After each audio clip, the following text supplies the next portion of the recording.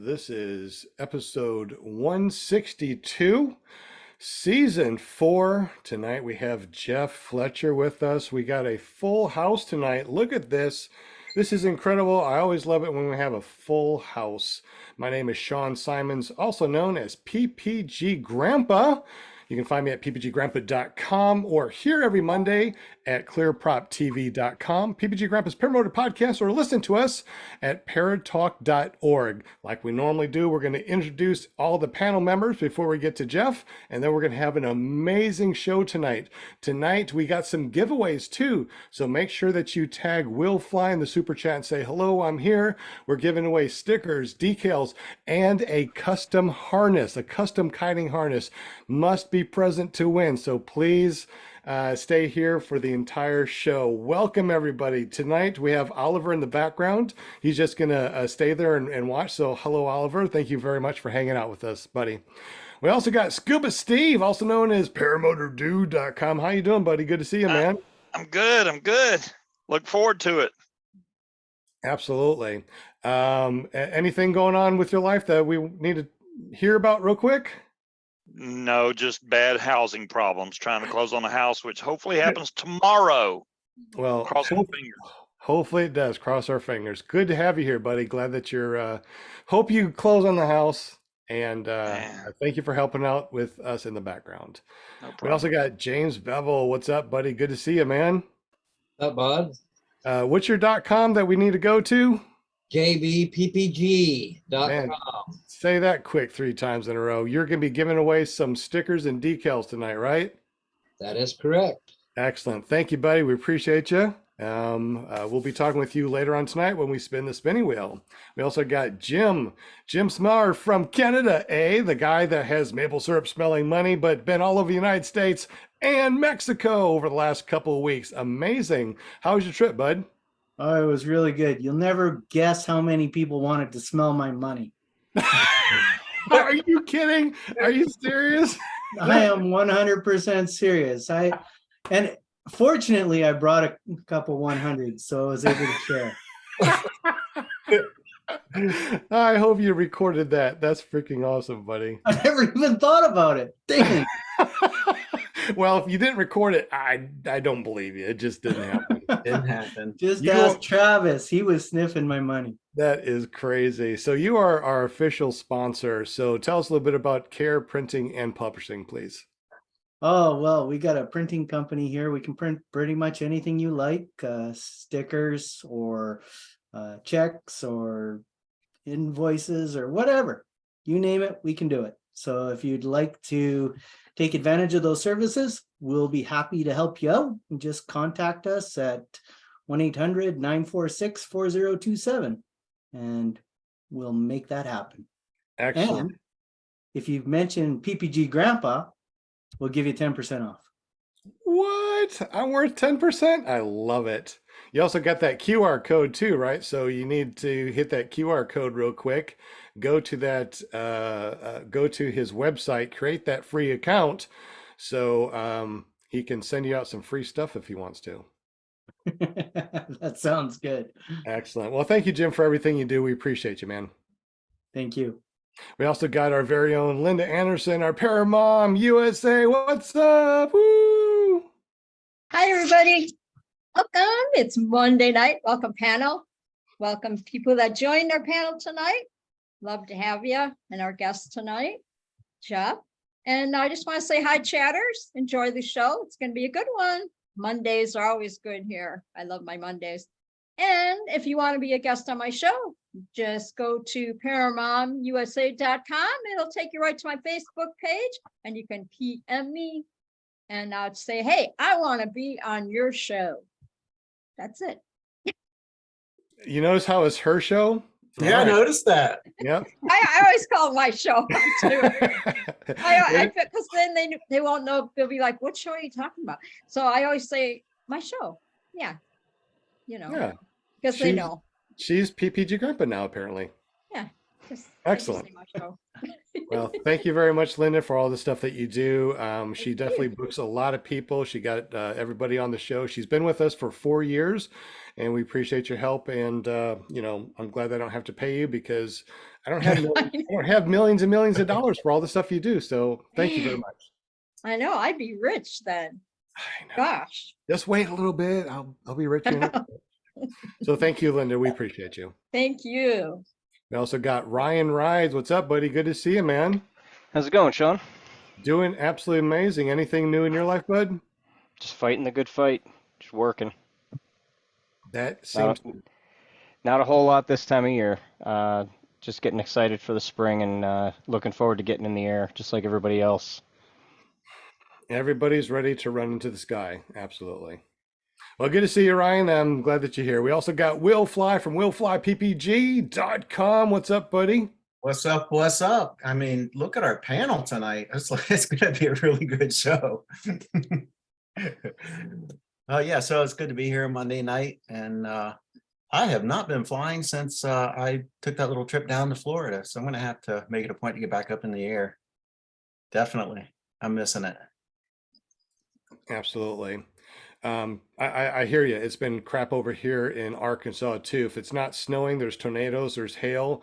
Then it's not 80 degrees but windy, and now we have a freeze warning. Yep. We do too. Yeah, I thought it was springtime already, but Mother Nature's got different plans. Got some other plans. We got a melt warning coming up soon. A melt warning. I don't think I've ever heard those words before in that sentence. So that's crazy. That is funny. Well, Will, thank you very much for being with us. Also, too, guys, we're going to be giving away some stuff on the spinning wheel of winning things.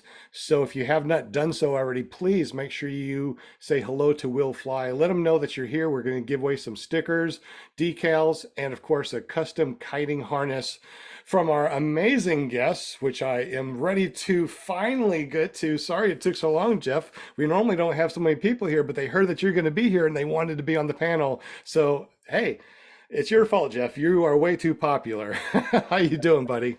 Very good, very good. Thanks. Glad to be here.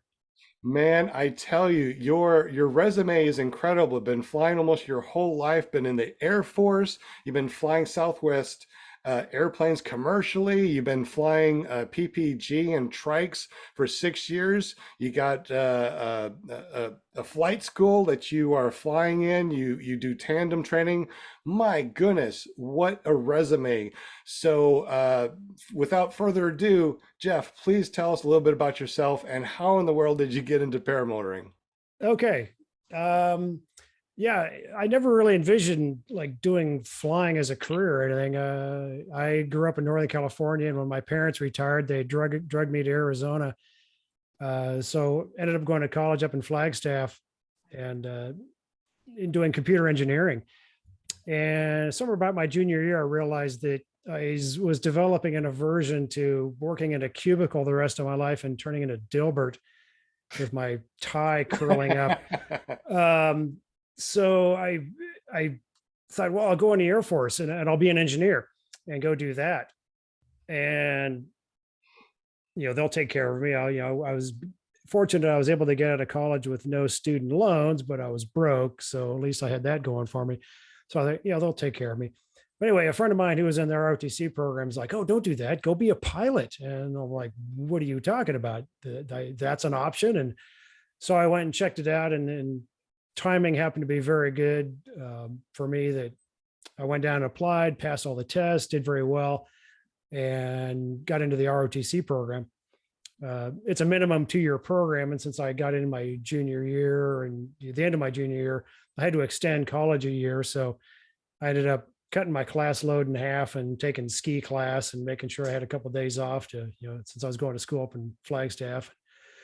Anyway, then got my orders to go to pilot training, and was kind of horrified when I saw the report date that I had a year off. I'm like, well, shoot, now what am I going to do? I expected to go off to, pilot training, and I got a year. So I ended up getting an interesting job working as an engineer. I was actually a civilian production engineer working for the Air Force at Douglas Aircraft in Long Beach, doing contract surveillance for a bunch of the military contracts. KC-10, ACES 2 ejection seats, F-18 bomb racks, Navy's T-45 program started there in Long Beach, and then the new C-17 was a mock-up back then. So I did that for a little while before I went to pilot training. So yeah, it's kind of the running joke, join the Air Force and see the world. And I got assigned Williams Air Force Base in Phoenix, where I'd been living, and then ended up getting assigned to be a T-37 instructor, got brought back. So I ended up spending ultimately 4 years stationed at Williams Air Force Base before we finally escaped, and went up to Fairchild up in Spokane, doing this thing called the Companion Trainer Program.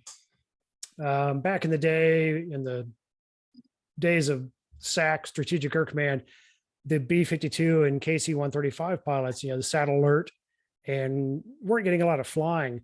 So they created this program where they would take T-37s or T-38s, depending on the location, and put them at these bases, and basically take the co-pilots and get them recurrent in the airplanes, and take 2 of them and toss them in the airplane and tell them to go forth and aviate.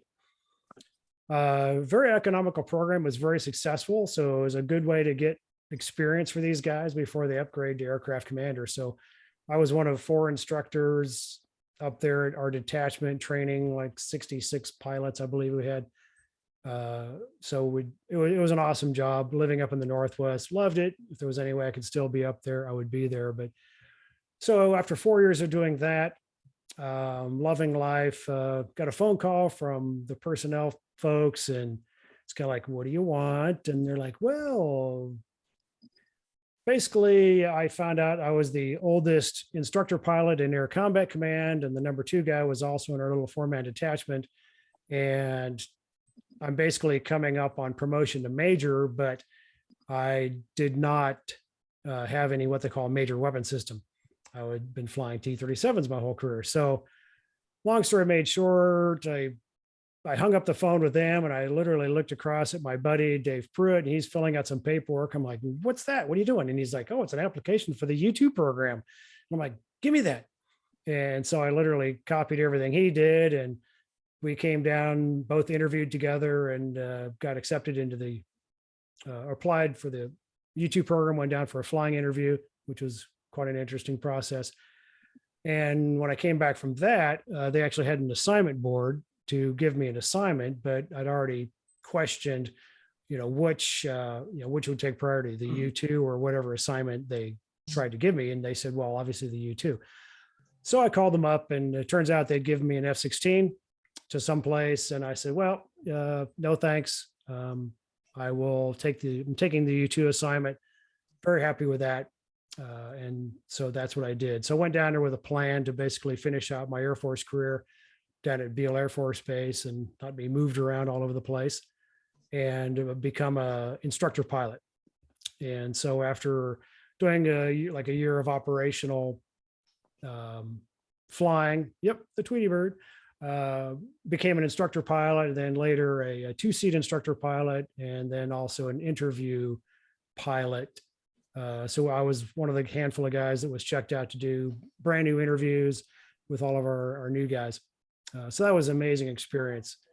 I always tell people that doing what they call dollar rides, or your very first flight in the Air Force, is an amazing experience. But to give someone a dollar ride in the U-2, these are experienced pilots who've got over 1,500 hours, and to give them their first flight in that airplane is just absolutely amazing. It was such a neat experience.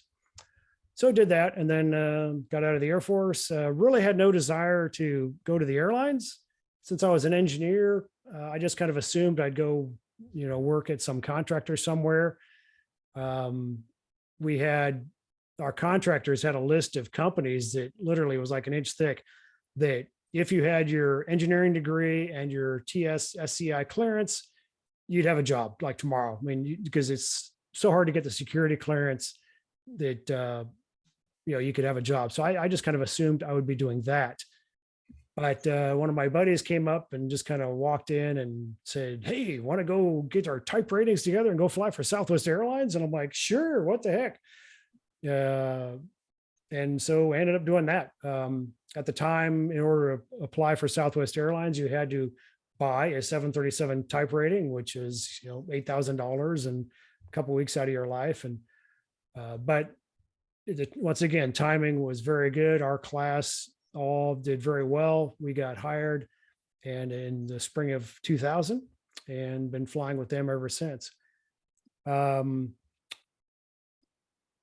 It was based in Oakland for like 9 years and finally just couldn't take it anymore. California is going down the tubes. And so I bailed out, went down to living east of Austin, a little town called Bastrop, Texas, and was living there. And shortly after, I've always been involved in radio controlled airplanes and been following a YouTube channel called Flight Test RC, Josh Bixler and his crew.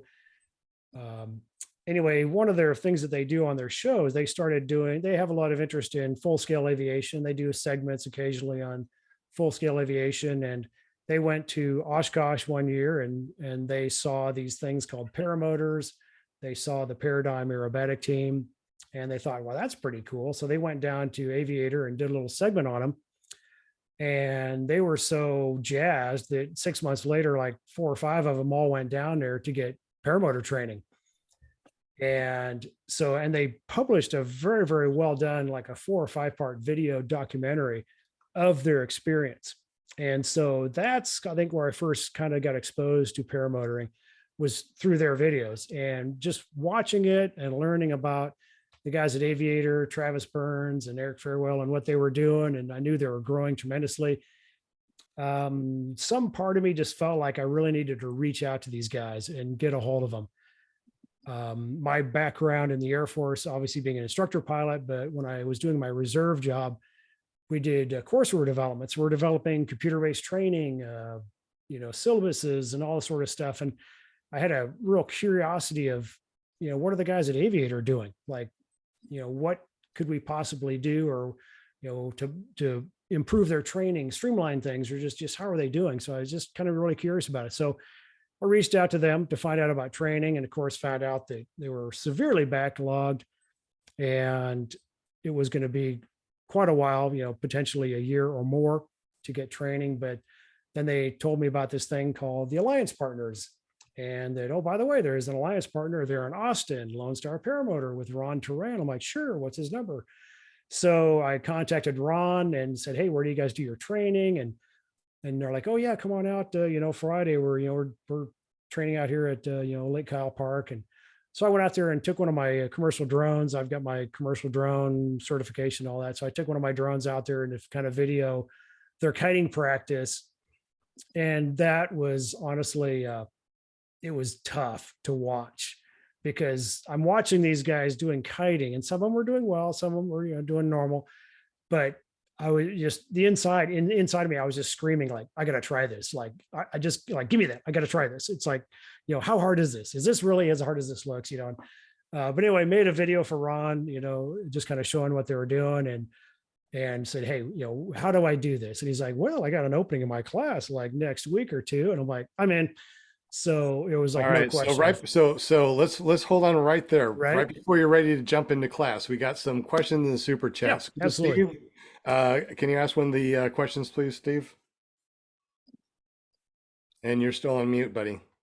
He goes, oh man, I'm on mute. I'm like talking and nobody's saying anything. Let's see. I'll just go with the first one. Bill H wants to know, did you go to EFD, Endless Foot Drag in 2008? I have been to Endless Foot Drag. I don't remember the year. It could be 2019. Maybe no. Let's see. No, it had to been before that. Yeah, it was before 2019. Yeah. Okay. Okay, excellent. And since we're on the fly-ins and stuff, real quick, how many fly-ins have you gone to? Which ones you gone to, and which ones you like the best? Endless Foot Drag was awesome. We've been to Oshkosh a few times. That's pretty much about it for the big, fly-ins. Okay. Surprisingly, being here. I'm sorry, what?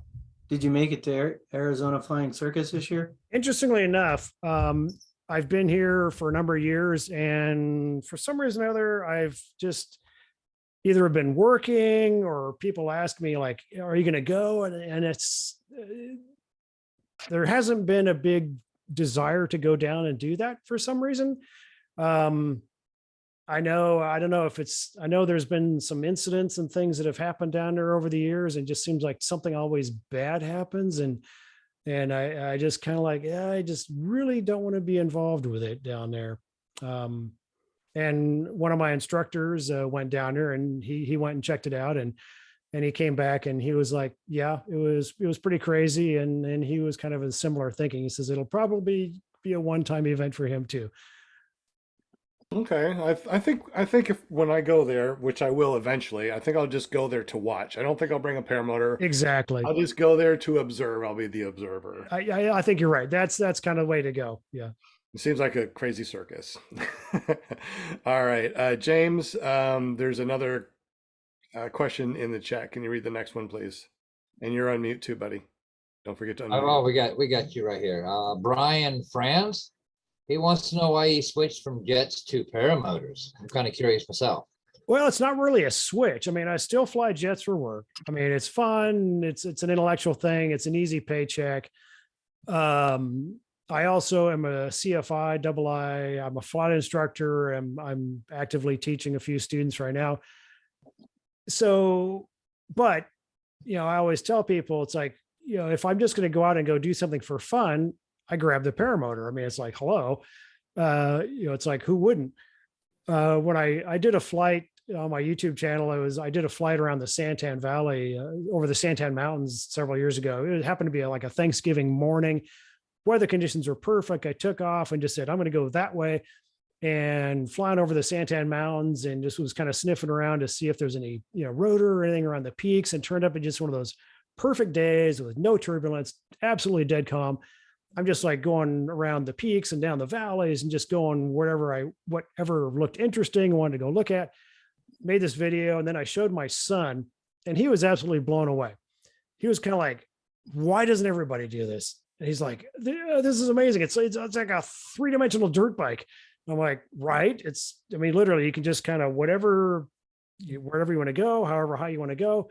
That's just kind of what you do. It's just, so easy to do, and, without any restrictions, and, very few limitations, compared to, flying big airplanes. It's kind of like the difference of, riding a motorcycle versus being in a car. People refer, motorcycle guys refer to people driving around cars as driving around in cans, and yeah, you just don't get to be part of the environment, and just feeling the air and everything else. So yeah, absolutely. Totally agree with you. Once I got into this, got rid of the 3-wheelers, 4-wheelers, boats, motorcycles, all that, because a paramotor does it all. Oh yeah. One of the instructors in Austin, he used to race CMRA. He was a big track bike rider. I used to race motorcycles as well, Super Americas. I had my GX or my CBR 600 track days. And once he got into paramotors, he's like, screw this. He got rid of all the bikes. I mean, it was frustrating. You can't go out and ride the track anytime you want. You can only do it on certain track days. And you're trying to see like, well, how much money do I want to spend trying to shave a few seconds off my lap times? It's like, after a while, you're like, no, this is just stupid. I want to do something on my terms. Absolutely. I was hooked. First day, I was like, I'm hooked. This is it. This is all I want to do for the rest of my life. We also got another question in Super Chat. Ryan Rides, you want to ask that next question, please? And don't forget to unmute. Everybody's being so good at muting themselves. All right. Bonnie Friends wants to know, what paramotor and wing does Jeff have?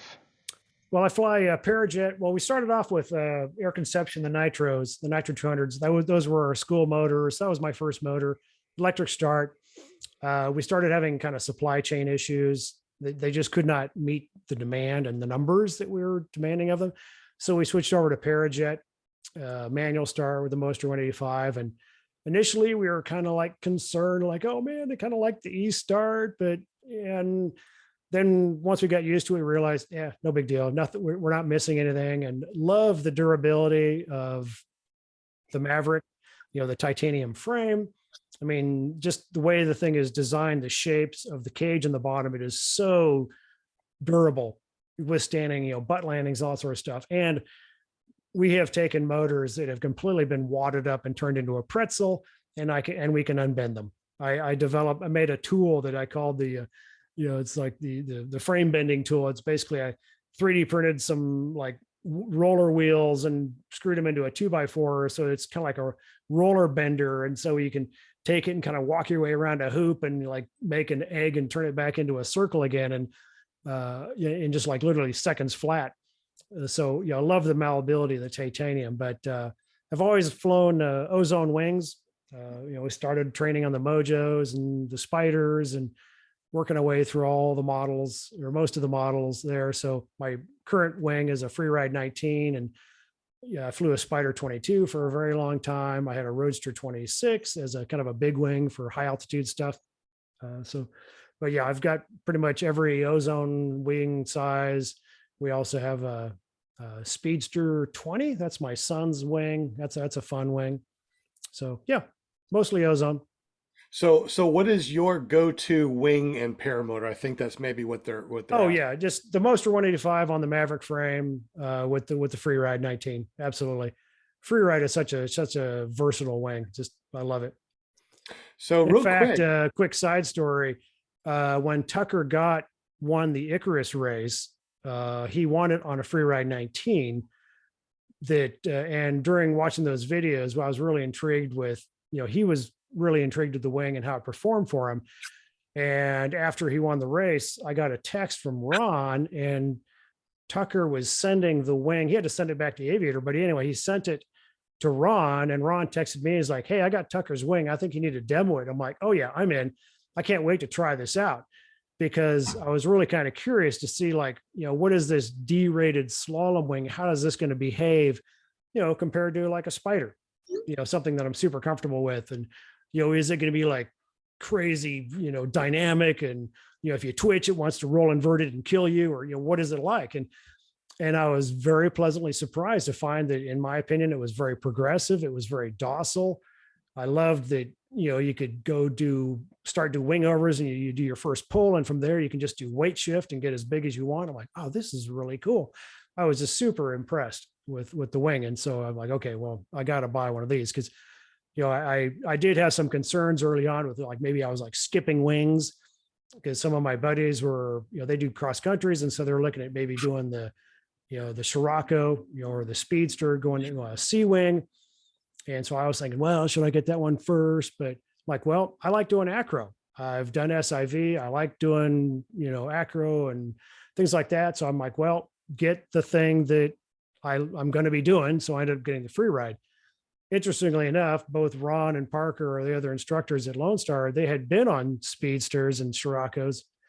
And after being on those for a year, we decided, me and Ron, on one of our trips up to Oshkosh, we decided to trade wings. And so we spent several days flying each other's wings. And when we got done with it, Ron's sitting there looking at the wings on the ground, and he points to the Freeride. He's like, or this points to the Scirocco. He's like, faster. And then he points to the Freeride, but more fun. He's like, dang it. And both those guys ended up buying Freerides, even though they primarily enjoy doing cross-country stuff, and they're not acro dudes, but it was kind of funny. That is really freaking neat. I love when people get really, passionate about the stuff that they fly, and they try different wings, and they go back to something like this. So thank you very much for that perspective. We're going to be spinning the spinny wheel of Winnie things tonight. James Bevel is going to be giving out some decals, and he's going to be talking to us about his decals and stickers, his merchandise, and how you can go over there to get this merch. So James, go ahead and unmute yourself. We'll fly whenever you're ready. Put the spinny wheel of Winnie things up. You must be present to win, because there's only one way of actually getting you over to his website, and that's to listen to him here in just a moment. Welcome, James. And as soon as we get back from this, we're going to go back to Jeff and hear about how we transitioned into going to Lone Star and flying a paramotor. So this has been a really amazing. James, welcome to the show, buddy. Thank you so much for helping us out as far as giving some stuff away. Yes, buddy, I have no issues. Just a little bit about myself here. I have created JVPPG.com. I do custom t-shirts. I try to dare to do things a little different. I do cut a lot of vinyl custom decals that you put on like your trailer, your truck, window, car, wherever you want to stick it. I am going to give away 4 of them tonight. And all they got to do is log on to the website. And like I said, pick which one they want, put it in their account. Once they make their account, then I will make sure I get that to them. Now you also too are just gonna like me too over at paramotorarkansas.com. Anybody that wants to sign up for a free account over at paramotorarkansas.com goes there, and then once a month or sometimes twice a month, I just go through and click a name and send something out for free. Now you're doing the same thing too, right, buddy? Yes, correct. So what is the .com that we need to go over to and create that free account?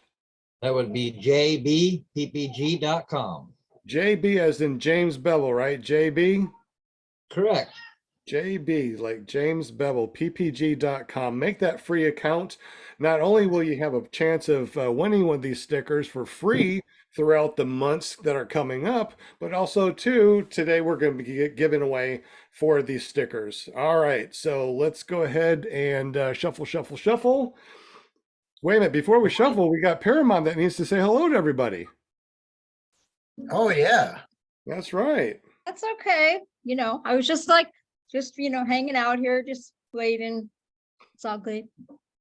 Yeah, thank you, chatters. I see y'all in the spinning wheel. We'll go through this real quick here. Kramer, hi Kramer. We got Sean Hartman, Bonnie France, Bill H, 555 in the house, Gary Simons, Travis DuPont, Scott and Angie. I can't see the name, it's kind of hidden there. We got Torgoff, Todd Falone, James, Sendor. What's up, Shandor? I have to say your name right, Shandor. Welcome. We got Joe Adele, Jeremy, Gene Coates, Next Batman, full name. Flying Flamingo Jade. What's up, Jade? Brian France, Slow Days. Hey, Slow Days. Greg Laney, Stephen, Good Pastor, and Dewey Milstead. Hey, And you Dewey. got one more. And one more. There's a delay. Oh. Marcos Franco. What's up, man? Thank you. Absolutely, guys. Welcome, everybody. If Thank you're you so just much. listening Good in the luck. back, if you're just listening in the background, please at Will Fly real quick. Say that you are here. You want to be on the spinning wheel of winning things. 'Cause Yes. not only are we spinning for these stickers, but also too, Oh. our guest Jeff Fletcher is going to be giving away a custom kiting harness in just a little bit. So Ooh. all the names continue to stay on the They're, spinning they're wheel. jumping in. They're jumping on the boat. Good. Jump in on this boat if you want to win. Come on. Must be present to win. That's right. We got Marcos. Marcos, welcome, Marcos. And I can find PPG. Welcome. Good job. Anybody else wants to jump on the spinning wheel? You got like 2 seconds to do so. If 2 not, don't seconds. worry about it. Just at Will Fly, and you'll be on the next spinning wheel here in just a Yep. moment. So let's go ahead and spin twice. What is that? Oh, spin twice for 2 different stickers. Remember, you must go over to jbppg.com, create that free account so he can send out your free stickers when you win. Cool. All right. Cool. Ready when you are, Mr. Ready? Will Fly. Yes, sir. Here we go. It's greased well. Round and round and All round right. he goes. I'm Where- going to go with slow days today. I'm going to say Deweese Milstead since it always seems to be rigged on Deweese. I'm going to say Flying Flamingo. My favorite pink flamingo she is. She is a Let's see here. awesome pink flamingo. I'm going to say Marcos. Greg, Ooh, I think it might be Greg. It's going to be Or is it going to be Bonnie? close. Or is it going to be Bonnie Franz again? Rigged. Yeah, I think it's Greg. Oh, Congratulations. Greg! yay. Greg Congratulations. Laney, Greg congratulations. Laney. All right, real Austin quick. sauce. James, let Greg know how to claim his prize. So basically, you just need to go over to jbppg.com, subscribe, and go ahead and throw that in a cart. and then get a hold of me at James Belville on Facebook. Let me know that's done, and then I will get that off to him. Awesome. So make a free account at jbppg.com.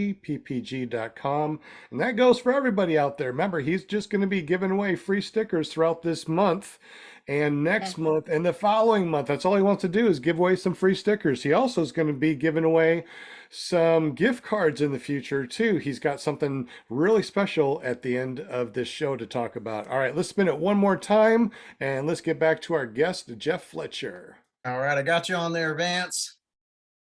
Shuffle, Cool. shuffle. All right. Who's it gonna be, Linda? Quick.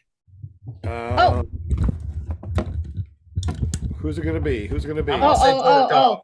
Torque off. Slow days.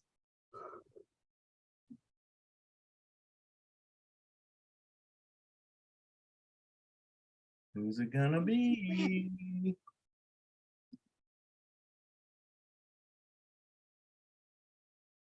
I think it's gonna be, oh, Ooh. I think it's gonna be 555. I'm not sure. Oh, I don't know, man. That's right on the line. Look at there, Vance. It paid off Vance. for Wow.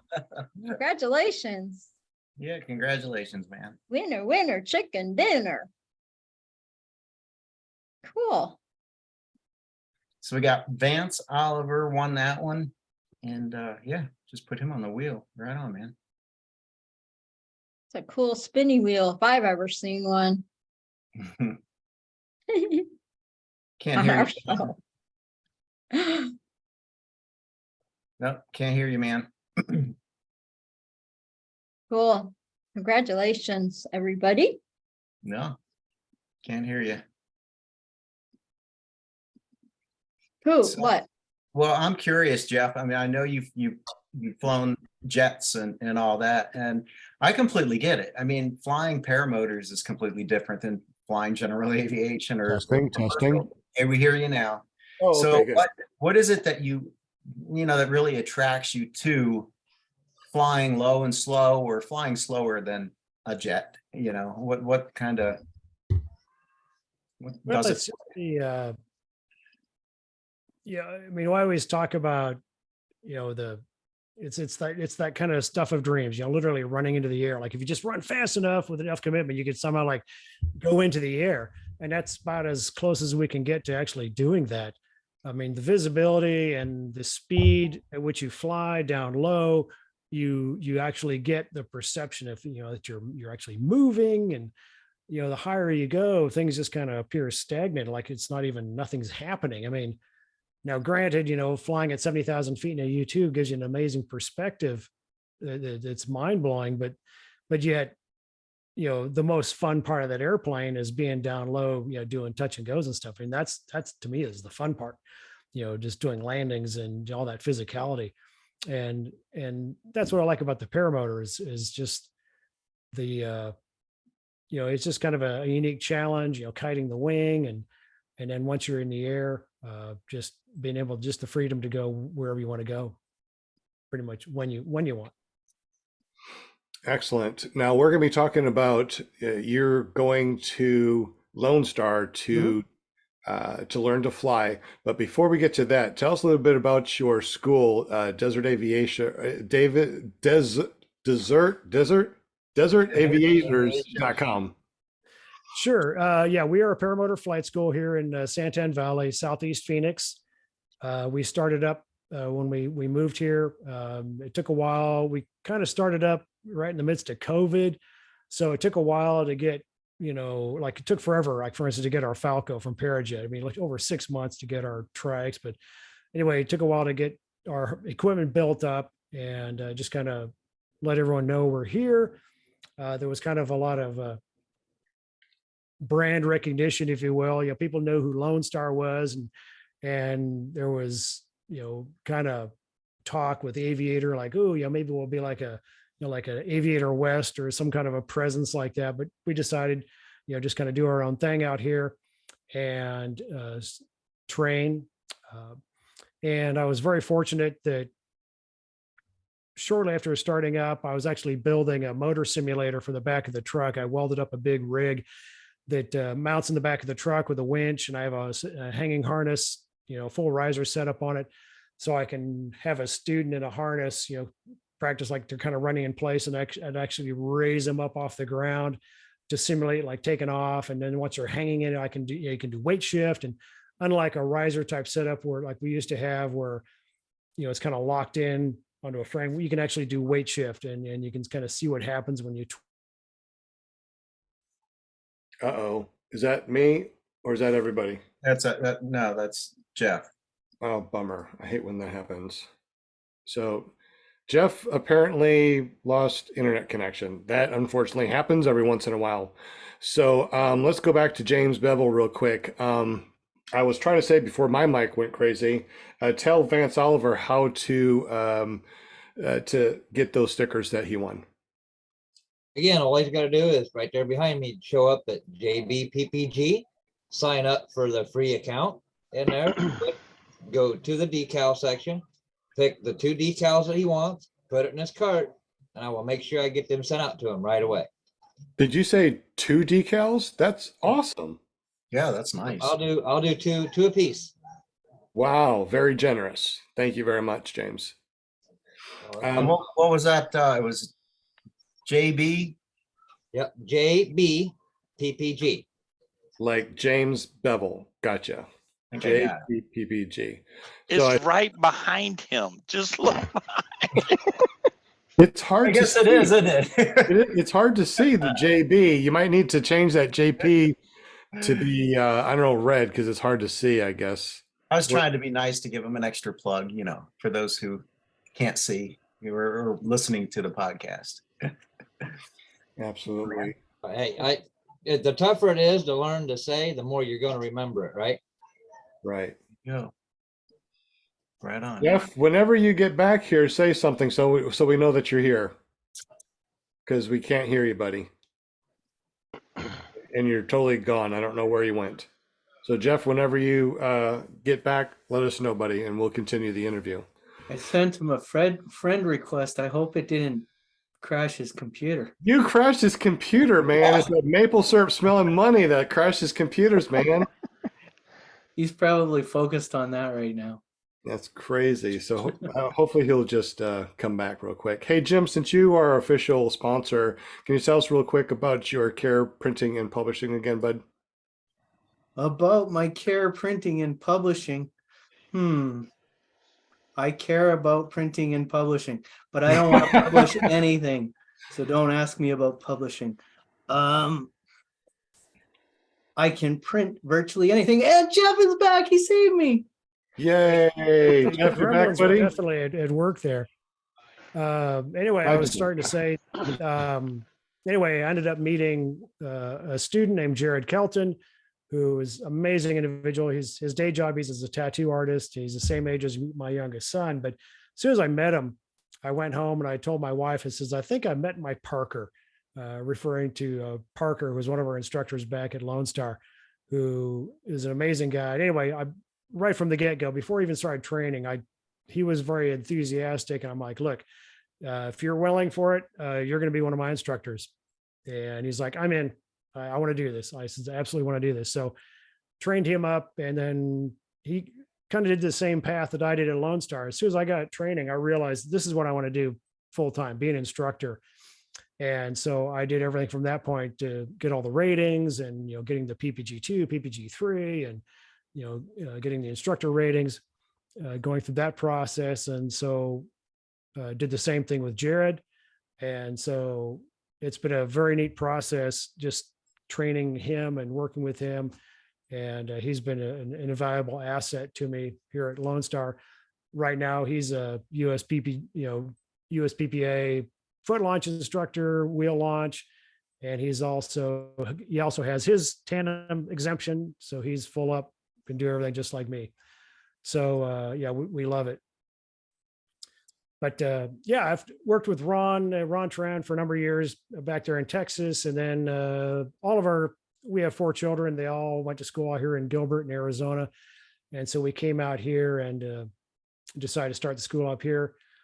One of the other little side things going on back with Ron is we started making, doing a lot of custom work for like hats, jackets, and things like that for Ron. And then we started, kind of looking at like, oh, we need a, nice kiting harness, something that's good in the heat and the humidity.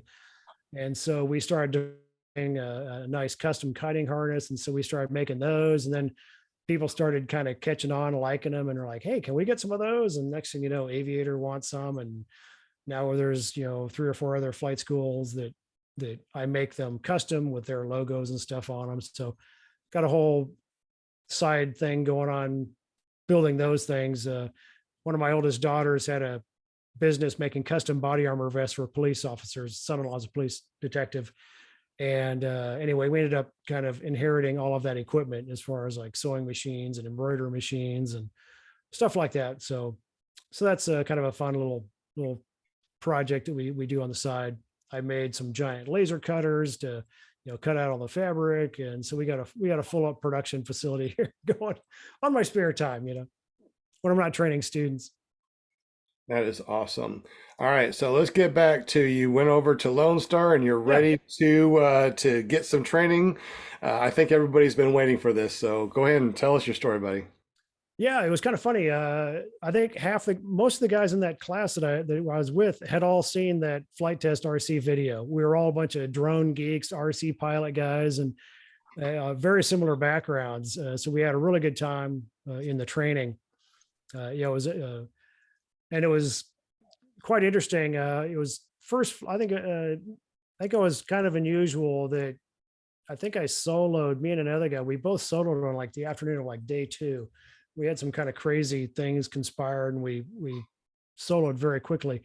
But the second day, or the second flight the next day, had an interesting experience where the weather was supposed to cleared up. We had kind of like a thunderstorm that was supposed to dissipate and turn calm like it had done the night before. And we were waiting for the conditions to die off. Ron went up, checked the air, looked good. One of the other guys went to launch, blew some launches. So it was my turn to go up, and I went up and launched, and immediately we realized that no, it's not getting better. It's getting much worse in a huge way. It is nasty, bumpy, turbulent, winds are ripping. And we also realized my comms are crap. I'm only hearing like every other word from Ron. And so I'm kind of flying around by braille and just kind of figuring out, how to do this. And like, well, okay, I'm flying around, and he's kind of telling me, go here, do this, trying to see if I'm parked up in the air. And finally I decide, okay, I'm going to come in and land. And so I come in and do a pattern, and he's going like, are you landing? And I'm hearing like, this will be trims for landing. And I'm like, yeah, I'm going to go trims in for landing. Well, what he's trying to tell me is that no, it's blowing like stink. I need you to go trims out for landing. Well, I just went trims in. So, and then as I'm coming around the final turn, I cut into what I call a defective OODA loop. John Boyd developed the OODA loop, and I knew, okay, you can't shut the motor off until you get below, like at least about 50 feet. You want to be, plenty high, but you can't turn the motor off until you get rid of over all your obstacles and these things. And so I'm coming around, flying around, and with the big strong headwind, I realized, I got to clear the park building. So I've got to wait for that. Keep going. The next thing you know, I come around the corner and there's some people playing volleyball in the park. And I'm like, got to make sure I get past all those guys. And so now I was like too low to where I felt like I could like safely shut off the motor.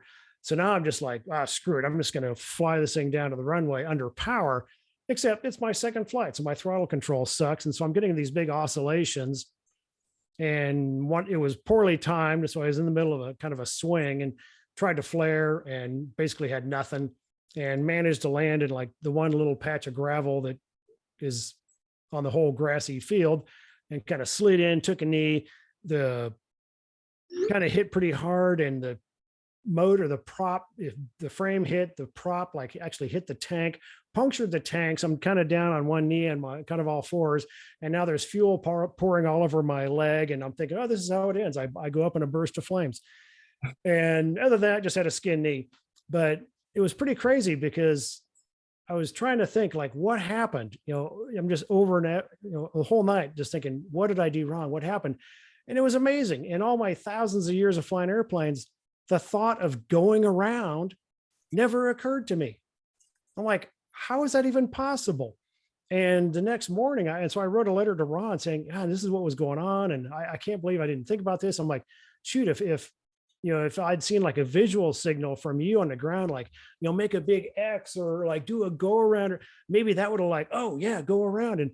And so we had a very interesting conversation. It was a really good learning moment for the both of us, as him as an instructor, and about, talking about like Nordo, what do you do if you're Nordo? We didn't talk too extensively about, like what happens, or, how you handle that situation. So that was a big moment for us. Like, okay, we definitely, this is what we brief. We're going to do this and this and this, so that if something like that happens, we can handle it. So that was kind of the big highlight of my training. That was a big eye opener. It's like, and so that was something we incorporated into our training, is like, we don't have a guy come in and just land. No, he does he does a go around, just like in a full scale airplane. First thing you do is you just do a low approach and say, nope, if it doesn't look right, just go around and try it again. So on your training, it's interesting you bring that up, because I know there's a lot of instructors out there that don't teach as much as what they should, and I think you mentioned a little bit about that in the pre-show. So mainly like airspace and weather would be really important. I think that people need to know about. I mean, we saw a video a day or two ago, and their instructor wanted this student on his 4th flight to pull big ears. I don't know. I don't think that's a good idea on your 4th flight to be pulling big ears. Yeah, the potential to grab the wrong line, would be, I would Yeah. think it'd be problematic. I mean, at Lone Star, we were kind of odd in the fact that we flew students with motors that had reserves on them. I don't think anybody, did that, because they were like, oh, the student's going to panic and like throw the reserve in flight. And I'm like, well, we just teach them what to do. And, we do tell them, later on, okay, simulate reaching for a handle, getting an idea, identify, that sort of thing, going through the steps. But, no, we've never had a problem with a student, panicking. One thing we also did on our first flight was we'd have the guys go trims out, and reset the trims, go trims out, trims in, so that kind of that fear is gone, to let them know that, hey, it's no big deal. And for them, we've never had any problems with that. Later on, we'll show them like how to use like tip steer, things like that. But so, and then like incorporating touch and goes to the training. I know we were somewhat unusual that, we were doing touch and goes with students when, they got to a certain level of proficiency. And I know personally, for me, the only time I ever screwed up a touch and go is when I think I'm going to do a touch and go. If I just think I'm going to land, and if I happen to be kiting the wing and, oh, look, everything's perfect, and like I'm just running along and the wing is good, like, oh, I'll take off again, then that's how it works, But if I think I'm going to do a touch and go, then things go sideways badly, and, it gets horrible. But so, yeah, there's definitely, some things. And like I say, the issues with training, like one of the first things I noticed when I came here in Arizona was that it seemed like there was a problem with students not having an understanding of airspace. Like, for instance, in Arizona, every single lake or river in Arizona is in a wilderness area. So we've got the 2,000-foot thing to deal with, and a number of other limitations like that. There's MOAs, there's restricted airspace, there's a lot of stuff around there that you do kind of need to be aware of, and kind of have to know your audience and what you're flying around, so that you don't annoy the hell out of people. Very true. Was there any other questions in the super chat?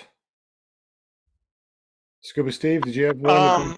Well, I wanted to add one more thing to it, I guess. I mean, he pretty much answered what I had, but what do you think trainers could do better that you've seen in your experience? I mean, because you've got years and years of experience in aviation. What do you think that a lot of these trainers, I mean, you got some of them that's been around a long time, some of them that just started out. What do you think they can do better to make new pilots safer in the air? Yeah, I think the ground training is the biggest thing. I mean, like when I went back to Aviator, and we were an alliance partner with Aviator PPG. So Ron and myself and Parker, we'd go back to Aviator periodically and work with their students, sit through their ground training, see what they do. And that was one of the things that I was really impressed with the ground training that John Isley had developed is amazing. He's a former military guy, and he was one that primarily developed the ground training, and it was absolutely, it's top notch. It's world class. I mean, I was just like blown away. I mean, I was like learning things that are like, wow, I haven't seen anybody talk about this in a very long time. It was perhaps overkill for their situation, but it was perfect.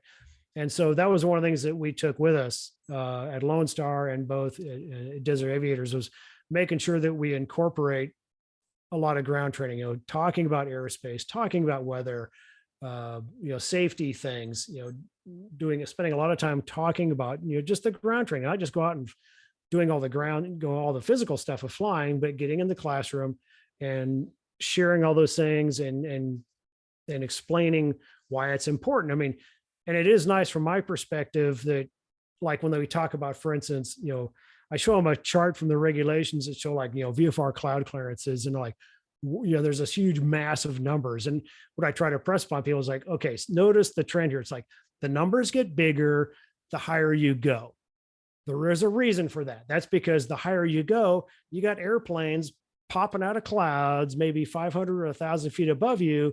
And they're all of a sudden, they just pop out of a cloud and they're descending in to go land somewhere. They're not looking for a paramotor, hanging out underneath a cloud, or a Cessna 172. They're not really looking for that kind of stuff.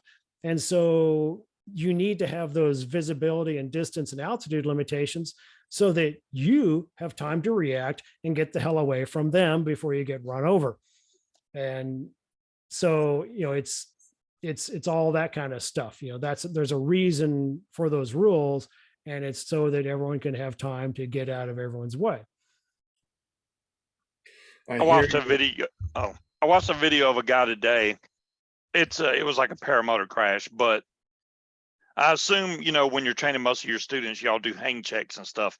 This guy apparently did not do a hang check, because he took off and his fan was literally almost pointing directly at the ground. So he just right back down into the ground. It looked terrible. I was like, there's no way he could have done a hang check and be that. I mean, he was literally almost 90 degrees to the ground. It was crazy. Where was this? Where'd you see it? Was a video I watched. It was like 10 bad paramotor crashes or something. That's what I watched. Okay. Crazy stuff like that. Was that recent or an old video? I think it was an older video. I don't think it was recent. Okay. Yeah. Will Fly posted a question. Will, can you read that real quick from Lift Paramotor? Actually, I don't think it's a question. I think it's a comment. And you're on mute. Got me. So Jeff, you said you did an SIV. Where did you take that? Yeah, I was with the Fly Torrey Pines guys, Max and Gabe from Fly Torrey Pines. So we went up to Lake Berryessa. Yeah, that was absolutely mind blowing. I took my Spider 22, and I was like the only paramotor guy there. Everyone else is free flight. And so I noticed something very quickly, and that wing with my wing loading was very hot and dynamic compared to their free flight wings. So I was like overrunning the towboat. So we had to work with Max to like get rid of the trim assist and go trims in the whole time to keep from overrunning the boat. So yeah, I learned a lot. I also learned that there was absolutely nothing I could do to trash the wing. The thing just refused to stop flying. I'm doing negative spins. I'm doing everything. And every time I let go of the brakes, poof, the thing just recovers. And it's like, it's like literally like, really? It was very cool just to see how much the wings want to fly. That's kind of a good thing, isn't it? Yeah. I am kind of curious. I don't know if anyone's done it. I kind of have a sick fascination of maybe going back to SIV and taking my free ride to see like, okay, what happens if you go back with this like super dynamic D-wing, and is that thing, what is that going to do to you? Am I going to end up gift wrapped over the lake? I don't know, but because you always see people going to SIV and taking a Mojo or something, but it's like, well, why not take your daily flyer? To me, that seems like what you should do to really learn how it behaves, Yeah. Yeah, that's what I did. So it seems like every time I get a new wing, I go to an SIV class to see how it recovers in a situation in SIV. Yeah. And it's kind of another quick side story. I was doing an instructor conference thing at Aviator with a bunch of guys, and I think my primary motor was still the Nitro, and I took the Maverick up, one of the school motors, and I went up and I was, playing around with it, doing some big stuff, and I was going to go do a sat and did one set, and it felt like the way the hang point was slightly different, the wing and the motor, I didn't have quite as much brake authority as I maybe wanted. So I went up to do another set, and I said, well, let's try maybe doing 2 wraps on the brake handle instead of just 1. I felt like I couldn't. And anyway, so I'm kind of reached up doing a double wrap, and it was funny. Before I even, set up for the acro run, I'm looking at the ground, looking at the winds, thinking, okay, where's my LZ? Where would I land if I had to do a reserve toss? Doing all those kind of things to make sure I'm stacking the deck, in my favor. And part of me is like, well, you don't have to do this. I'm like, well, yeah, what's the best place to practice? Here at this beautiful facility. So yeah, this is a good time to practice. And anyway, it went up, and by the time I'm getting that second wrap on the brake handle and starting to pull in, I was already starting to kind of tip in, like, oh shit, I'm already going, And anyway, ended up botching the entry, and I basically pulled too hard too early and spun the wing and got a nasty riser twist that I could not clear. So basically at this point, I'm now locked into this beautiful sat that I cannot get out of. I tried reaching above the risers to try, and I couldn't put in opposite brake, couldn't bicycle out of it, just too much G loading and just, spinning. And I was like, seriously, I'm going to be that guy. All right, fine. Here we go. Do the reserve toss. And everything worked beautifully. Inflates fine. I come down. The landing was a complete non-event. I climb up, gather everything up, and start slogging through the marsh to go back. And eventually Kyle Mooney comes up on a quad to help me out. The first thing he does, he grabs my helmet. And he's like, oh, seriously? No GoPro. Didn't get video of any of it. So that was a fail. But anyway, I went back, and by the time we got back, I went up to go see Eric. And I was going to basically kind of apologize for, like, dude, I was stupid. I'm an idiot. I sorry. And before I could even get there, he's like throwing me a beer, and he's like, this was like perfect. I said, this is why I'm like, the fact that this happened, you got an experienced pilot, you've had the training, you do this is like the perfect story of why we do the training and why you do everything. And he's told this story countless times to students, of like, hey, this guy came in and he's done all the training, boom, he had to throw the reserve, everything worked perfectly. This is why you do it. This is why you do training. I'm like, well, I've always been good for that, of at least being the example of, don't be that guy, or at least be a good example. So I think to this day, I'm the only guy who's ever tossed a reserve at Aviator. So yeah, it was definitely, I highly recommend everybody getting as much training as you can, because you're always learning. There's something you can learn from any experience at any time. There is absolutely, and I'm glad that you brought this up, and I want everybody to stop doing what they're doing and listen to this real quick. If you have a reserve on your paramotor and you need to throw it, don't feel like it's a bad thing. It's there to save your life. Throw the damn reserve.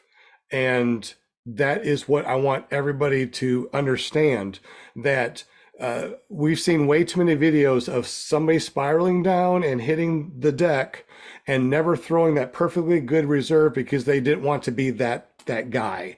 Please be that guy that gets to talk about them throwing a reserve on a podcast because it saved their life. Please wear a reserve, and if necessary, through good training and understanding that throw it when you need to.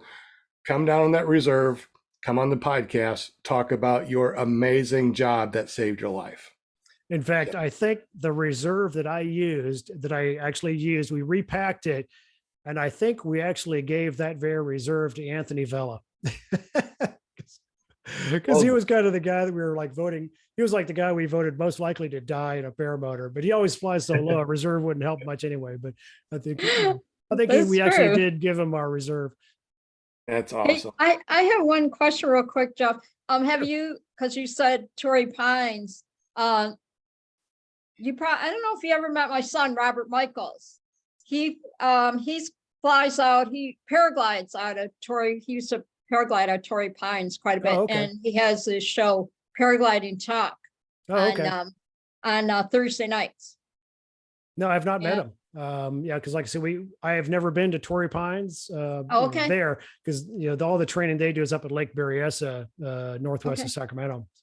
Have you done paragliding yet? Have you tried it yet? No, when we used to be involved with Paracosta down in Costa Rica.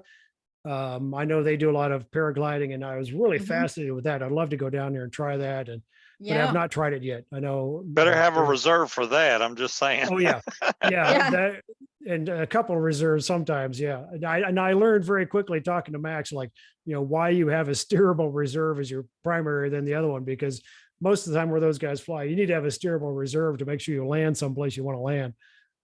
Mhm. Okay. Absolutely. Absolutely. Very cool. I got a steerable also. I always thought it's like, if I toss laundry and I look down and there's water, power lines, and trees, I want to be able to at least steer away from it. And one of my fears is coming down at 5.5 meters per second, which is kind of like jumping off a house. At least with the steerable, you actually have a little bit of flare authority to actually land softly too. We've been talking for over an hour, guys. So real quick, we're not going to go anywhere. We're going to spin the wheel of Winnie things to get some more stickers. However, real quick, in 3, 2, 1, what is the code from last week? The first person that puts the code in the super chat from last week wins 2 stickers. And let us know real quick, what are those stickers, and where can we go to buy some stickers if we don't win tonight? Think anyone's going to remember? I don't know, James. You gotta talk. It's all about you now, bud. No, again, JBPPG, right?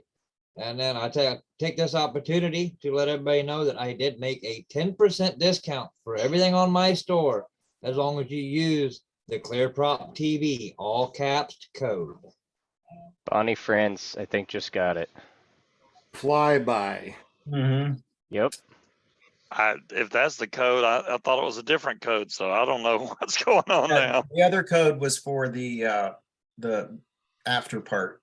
The after party, yeah. Oh, okay, gotcha. Okay, so who won tonight? Bonnie Franz? Bonnie Friends, yep.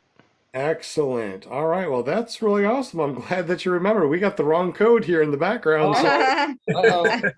Good job, Bonnie. So, since both Bonnie and Kramer, popped up really quick and got it, how about we give it to Bonnie and Kramer? Yeah. Does that sound good? Sounds great. All right, so Cool. Bonnie Good and job, girls. Kramer. Okay, so real quick, tell them how to get up with you so they can get those stickers. Again, go to JBPPG, right? .com, sign up for the free account, throw it in the cart, get a hold of me on Facebook at James Belville, and I will get them stickers out just as soon as I can. Excellent. Now, Bonnie, make sure you save space on your car for your Paramotor Arkansas sticker, because you're going to be there in 33 days. You can take the JP PPG sticker and put on one side, but you got to put the Paramotor Arkansas sticker on the other side. Just saying. both Bonnie and Brian, they want a box of stuff, so There you when go. they get here, there's going to be a dump truck out front with all their prizes that they won. I swear, it seems like they won everything in the last couple months of being in the super chat on the show. So make sure you guys go to JB, that's for James Bevel, ppg.com, create that free account, because he also is going to be sending out some free stuff throughout the week, throughout the month, just for whoever made their free account. How awesome is that? Thank you so much, James, Cool. for everything. Man, I'm going that to jump you on do. that wagon. Absolutely. Now, Jeff, you make those custom harnesses, and you said that you're going to give one away tonight. Tell us a little bit about your school and about your custom kiting harnesses. Let's see if I can. Basically, here we got. So it's a very minimalistic. It's not like a free flight harness. This is just kind of like almost like a parachute harness, like you would wear in the military. just very lightweight, leg straps, just shoulder straps is just very simple, lightweight. So you're not sweating like wearing like a full free flight harness thing, and strictly ground use only. We're not going to do toes or anything like that. But got them, like I said, we make them black, tan, and we put custom logos on them for whatever school or, people want to put names on them, that sort of thing. Excellent. And tell us about your schoolrealquick.com and how to get up with you. Yeah, desertaviators.com. You can hit us up there. There's contact information on there. Or Jeff at desertaviators.com is my primary email. And yeah, we do tandems. We're pretty flexible with my work schedule. I can do, we primarily, we like to have guys come out, like a week to 10 days, like a Monday through Friday. So we get the weekend so we can knock them out. That's, obviously preferred to get that kind of high intensity training and get them knocked out. But we can also work with people's schedules if they live locally and, are only available the weekends, that sort of thing. So we're pretty flexible because my work schedule is flexible. So we can work around things pretty well. Excellent. All right. So let's go ahead and put up that spinning wheel of winning things real quick, Will. And Paramom USA, if you could say hello to everybody real quick. If you're in the super chat and you're able to give us some thumbs up, please do so. That really helps us. And we definitely appreciate you. How many people do we have right now watching the show? Does anybody see that number? I see 43. 43. And nice. Welcome. And 15 likes. Come on, guys. We need those thumbs up. Hit that like button. Yeah, it really does help. Makes us feel good. It does. Paramount says so. Hit that like button. Absolutely. Tonight, Jeff Fletcher is going to be giving away this custom kiting harness. So we want you to win this thing. So if you haven't done so already, do we have at least 43 people in the spinning wheel? I mean, I am super excited. Hopefully we got everybody in there. Do we have Eric Owens? Yep. Okay. I don't see scuba on that list. No, Scuba's all squinting. He's looking for his name. Well, the harness I got Who's now is got it feels it? like I'm putting on my Paramotor because it's got like back handles. It's heavy, but it's cool. It's cool. We'll just stay here and be slaves. We're fine. Absolutely. Okay. Now, Jeff, let's just say that we did not win this, but we need a kiting harness. How much is your kiting harnesses that you have in your shop right now? $150 for just a normal harness is what we do. If it's a school, we do give some discounts and deals, for schools, cut them a break. So yeah, it's Excellent. So this is one of the higher prizes that we have been giving away. So please make sure you say hello to Will Fly real quick. Make sure you get on the spinning wheel of winning things. Please give us those thumbs up. That really helps our metrics.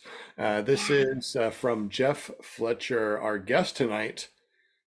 Yes. Ooh, look at they're go jumping on now.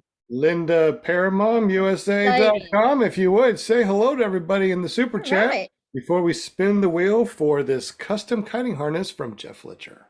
Okay. Welcome, chatters. Look at that wheel. Okay.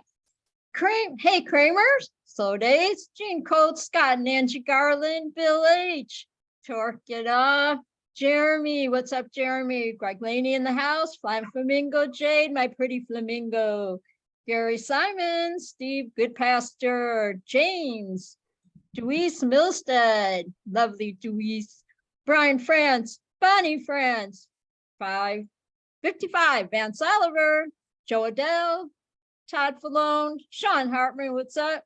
Marcos Franco, Lex Batman, that's the coolest name ever. I Can Fly, PPG, Shundor, Travis DuPont's in the house, Mark McElroy, hey Mark.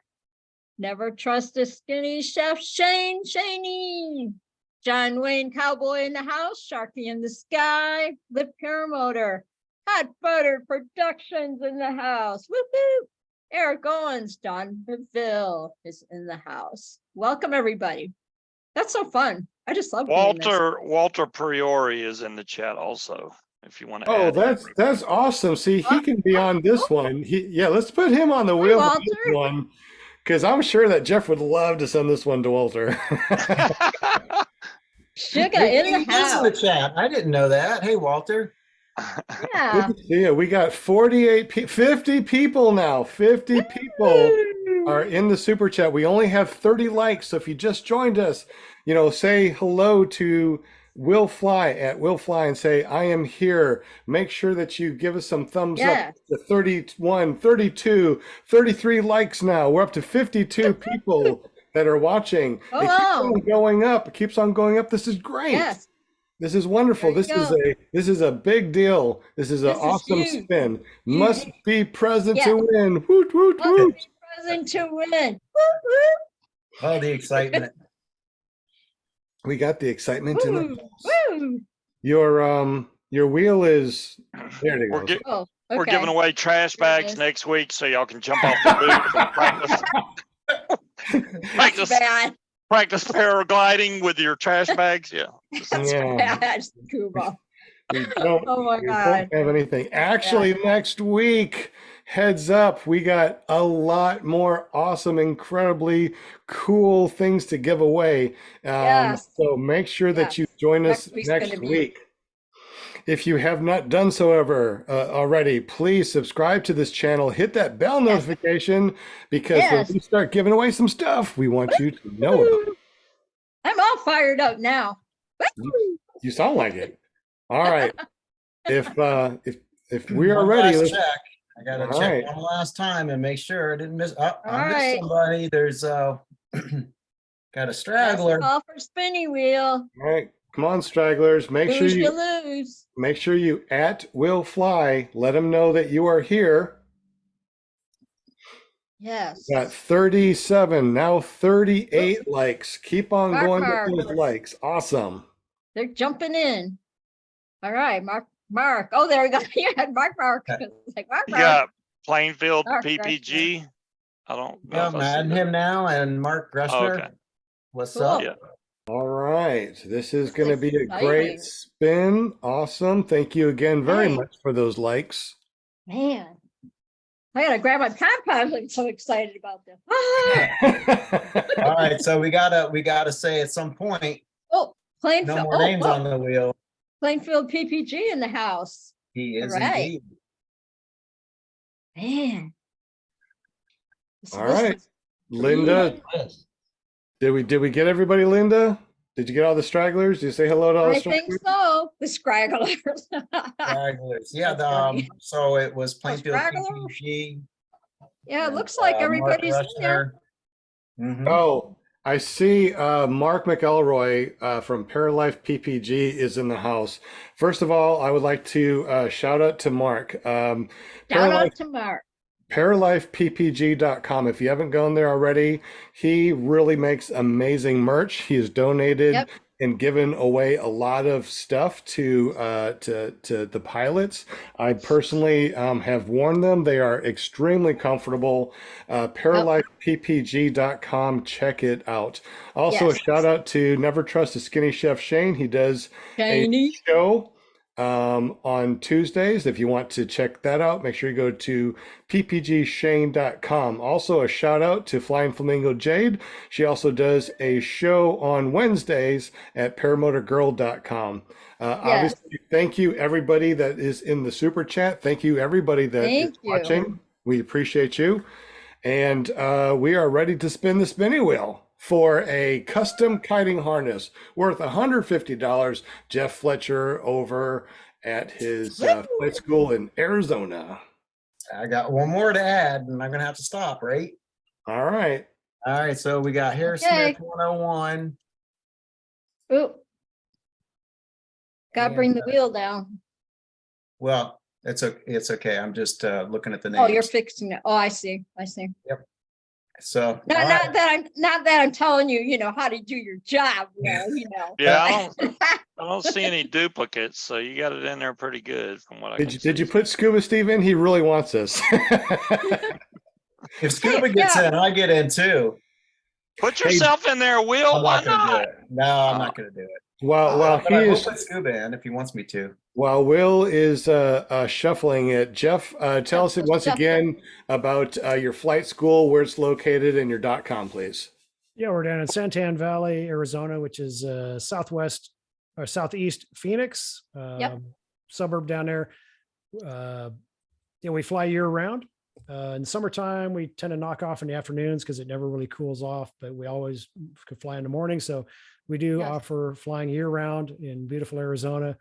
And we do tandems, do introductory flights, trike training. So we pretty much do it all. DesertAviators.com is our website. Cool. And what is your email address in case someone wants to Jeff. get with you? Jeff@DesertAviators.com. Excellent. And thank you very much for donating this custom kiting harness. Yes, thank We you. are ready to spin the spinning wheel and give it away. Who is going to win this one? I'll go with Look Paramotor. Lift Paramotor. We got, what do you want? What do you want? I'll take Sean Hartman. Luis Milstead is always winning stuff. Bonnie Fan has a box of stuff. Scuba But- Steve's gonna win. I'm not in there. Oh, He didn't add me. He was like, Scuba you Steve, never you get are, it right. Scuba Steve, you're always just a winner anyways. Oh, Look Paramotor is close.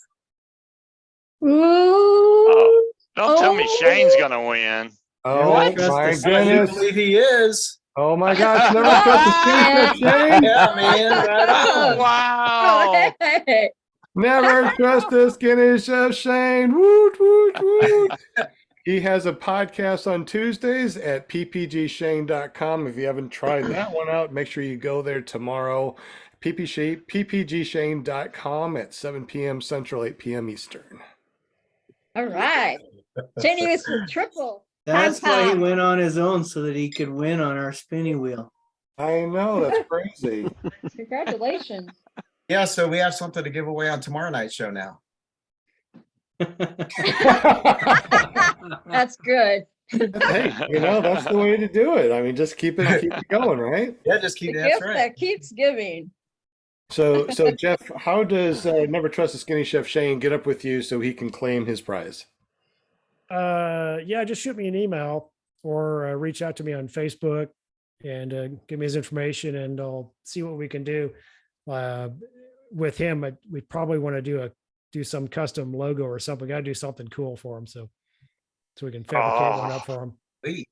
Nice. Now Yeah. Scuba's really jealous. Do one of a paramotor, like face planting into the ground. That's what. And you got to get the grill off to the side. right Yeah, behind definitely it. the grill. Yeah, with the grill. Yeah. Yep. And with the fake the fake snake that pops out of the grill. If you ever go to a flying with him, don't go over to the grill and open up when he asks you to. Hey, speaking of Shane, there's a new fly-in I wanted to mention too. June 8th through the 11th down in Bowling Green, Florida. It's Fly It for Gauge, and all proceeds go to I can't remember what it's the Gauge. I should get better information, but it goes to a worthy cause. So it's an awesome place to fly, and I'm not just saying that. I've actually gone down there, flown it, and it is like the best place for a freaking fly-in. And it's super friendly for the whole family. Everyone's gonna have fun. Is there a way? Is there a place on the internet that they can go to get more information, like a URL or a There Facebook? is, Okay, and I'll have it for you momentarily. excellent. He said I would put Fly It for Gauge on the harness. Yeah, that's what I was thinking he'd pick. That's Good cool. for you, man. That is something tells me Shane will not give that away then. After they put the decal in the part, what do they do now? Okay. We hear something in the background. Is that you, James? Yeah, it was me. My wife was talking. I forgot to hit mute. That's okay. It's all good. All right, guys. We are officially in the after show. We went an hour and a half. I was thinking that we're only going to do an hour, but then again, hey, when do we ever do anything less than an hour and a half, right? So we got another we got another half an hour. So this is our after show, just talking about paramotors, talk about experiences, whatever we want to talk about. Thank you very much for everybody that was watching. Congratulations to all of our winners. We got Greg Laney, Vance Oliver. We got Bonnie Franz, got Kramer that all won stickers from James Bevel over at jbppg.com. And of course, we got Never Trust a Skinny Chef Shane, won the custom kiting harness from Jeff Fletcher. And that was freaking awesome. Make sure you go over to the website and go to shop and get yourself your very own custom kiting harness. Jeff, tell us about that .com again and how to get your very own custom harness if you didn't win the custom harness. Yeah, right. Desertaviators.com. We do have a page that talks about the kiting harness and what they look like and some of the options. We also do helmets. We take Acaro SolarX helmets and we marry them up with Rugged Radio's comms to use for our student training. It tends to be, that's a weak area in the sport, is having good, solid, reliable comms. And that's the setup that we use. It's hardwired, kind of bulletproof, and we have really good success with that. So we fabricate those in-house, do some custom 3D printing stuff to make them all work together. But yeah, we'll do the kiting harnesses and like black or tan, put whatever logos you want on there and get you all hooked up. Excellent. Thank you again, Jeff. We definitely appreciate you being on the show as a guest. You're more than welcome to hang out here and just talk about paramotors with the rest of us. If anybody needs to go, go ahead and wave your hand and let us know that you need to go. Will Fly, you need to go, buddy? Nope, don't need to go, but I wanted to say, come hang out with us tomorrow night, 8:00 p.m. Eastern, YouTube for a Paramotor Hangout. And it's going to be a great show. You don't want to miss it. Definitely not. ppgshane.com. ppgshane.com. Anybody else need to go, or everybody okay to hang out for another 30 minutes? I'm good. All Nope, right. I'm a roll. I got, because we're probably going to be closing the house real early, so I'm going to have to shoot out. But good meeting you, Jeff. Thanks for giving away the harness. That's freaking awesome. That's like one of the best things they've given away on this channel. But yeah, and congrats on your school and everything you're going to do here in the future. Thanks. Yeah, good luck on your house. All right. Yeah, thanks. We're trying, man. We're 2 weeks past our closing date now. So who knows? Well, Thanks, Scuba. Appreciate you. Hopefully next Monday you'll be like, I got the house. Hopefully tomorrow I got the house. Well, on the show next week or whatever. Okay, yeah. All right, I'll see y'all. Yeah, keep us posted. Oh, wait a minute, Scuba, before you go, you do something on Fridays real quick. Tell us about that. Friday, I do a show about vaping and a little bit about paramotors, 8 to 10 Eastern Standard Time. You can either go to paramotordude.com, which redirects you to my YouTube channel, or you can look up Scuba Vapes on YouTube, and that'll take you straight to my channel also. Either one. We have fun. Just come hang out. I know your chat's getting huge, like every Friday, man. It gets bigger with paramotor. There's so many people, yeah, especially with all on. the paramotor folks in there now. It's like doubled. Cool. I'm like, whoa. But I do try to communicate with chat in there. It's not like where I just sit there and don't pay attention to chat. I try to talk to the people. It's awesome. We have fun. All right, y'all have a great week. Peace out. Peace out. Blue skies. Run into the sky, buddy. All right, Jeff Fletcher, man, what an incredible resume. Been flying since forever almost. You were in the Air Force. You flew Southwest Airlines for what, 23 years? You're an instructor. Now, is this your flight school, or are you partners? Or no, it's my flight school. Yeah, you got your own flight school. Been flying for 6 years, man. Absolutely amazing. We definitely appreciate you being on the show, buddy, and wealth of information. Thanks again for donating that harness and sending it out. I think Shane's gonna love that. Oh yeah, that'll be fun. Absolutely. All right, guys, we're on our after show. 30 minutes. Let's talk about paramotors. Anything really cool coming up? Any fly-ins and stuff that you went to? Any accidents you want to talk about? Any amazing takeoffs, landings, and beautiful skies? It's all yours. What's up? What's been going on? Oh, wait a minute, Oliver, you got a question about something. Tell us about that question, and maybe all the people in the super chat might be able to help us out tonight, especially with your question. Don't forget to unmute. There you go. Can everyone hear me? Yes. Excellent. So I was flying my trike about 2 weeks ago with my brother, and we went for winter cross country. It was minus 10 degrees Celsius. The flight lasted about 45 minutes, and we were just astonished. We both have exactly the same equipment, the same setup, and the Monster 185 took double the gas. So we're wondering why, if it was because of the cold weather, if it was because of the dense air, maybe because we were overloaded the way we were dressed, probably. It's possible. So it's out there. If anyone has any ideas why it took 7 liters an hour instead of 4 liters an hour on our cross-country flight 2 weeks ago. Now, we talked about this a little bit on the pre-show that was not aired, and Jeff had a theory. Could you go ahead and tell us again real quick? Yeah, the couple of factors that you kind of mentioned earlier was one, the extra weight. You know, if you got skis on the track, plus the extra gear you're wearing so you don't freeze, that adds weight. So that just increases your wing loading density. And so that obviously gets you to take more throttle to hold level flight. Something else that occurred to me is, as temperature rises, the motors, tend, as you change altitude, change density, altitude, your mixture is going to change.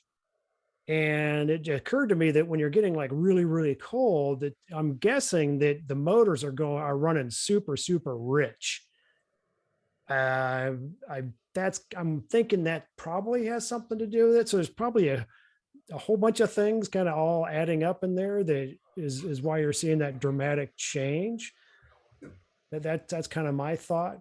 It's actually the opposite. Well, that's what I was wondering. I was trying to think logically. Is that backwards or?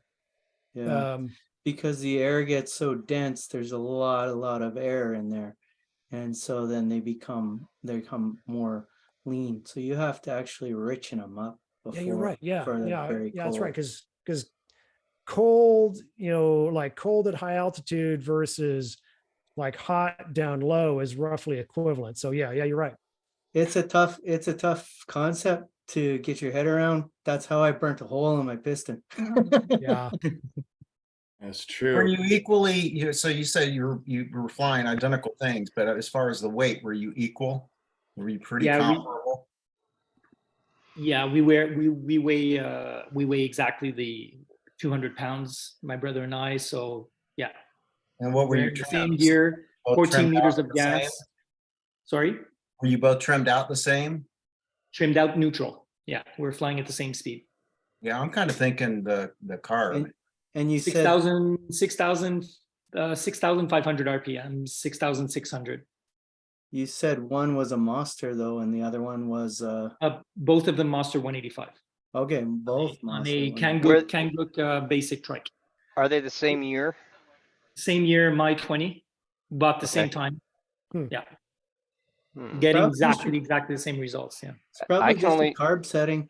Yeah, I was thinking the same thing. It's got to be a carb setting. Mine used to burn 6.6 liters per hour, and now it burns 4. Now, Jim and Jeff, you guys were talking about lean and rich. So for those of you that are not familiar with lean and rich and what that means, Jeff, can you tell us the difference between lean and rich, or Jim, can you tell us?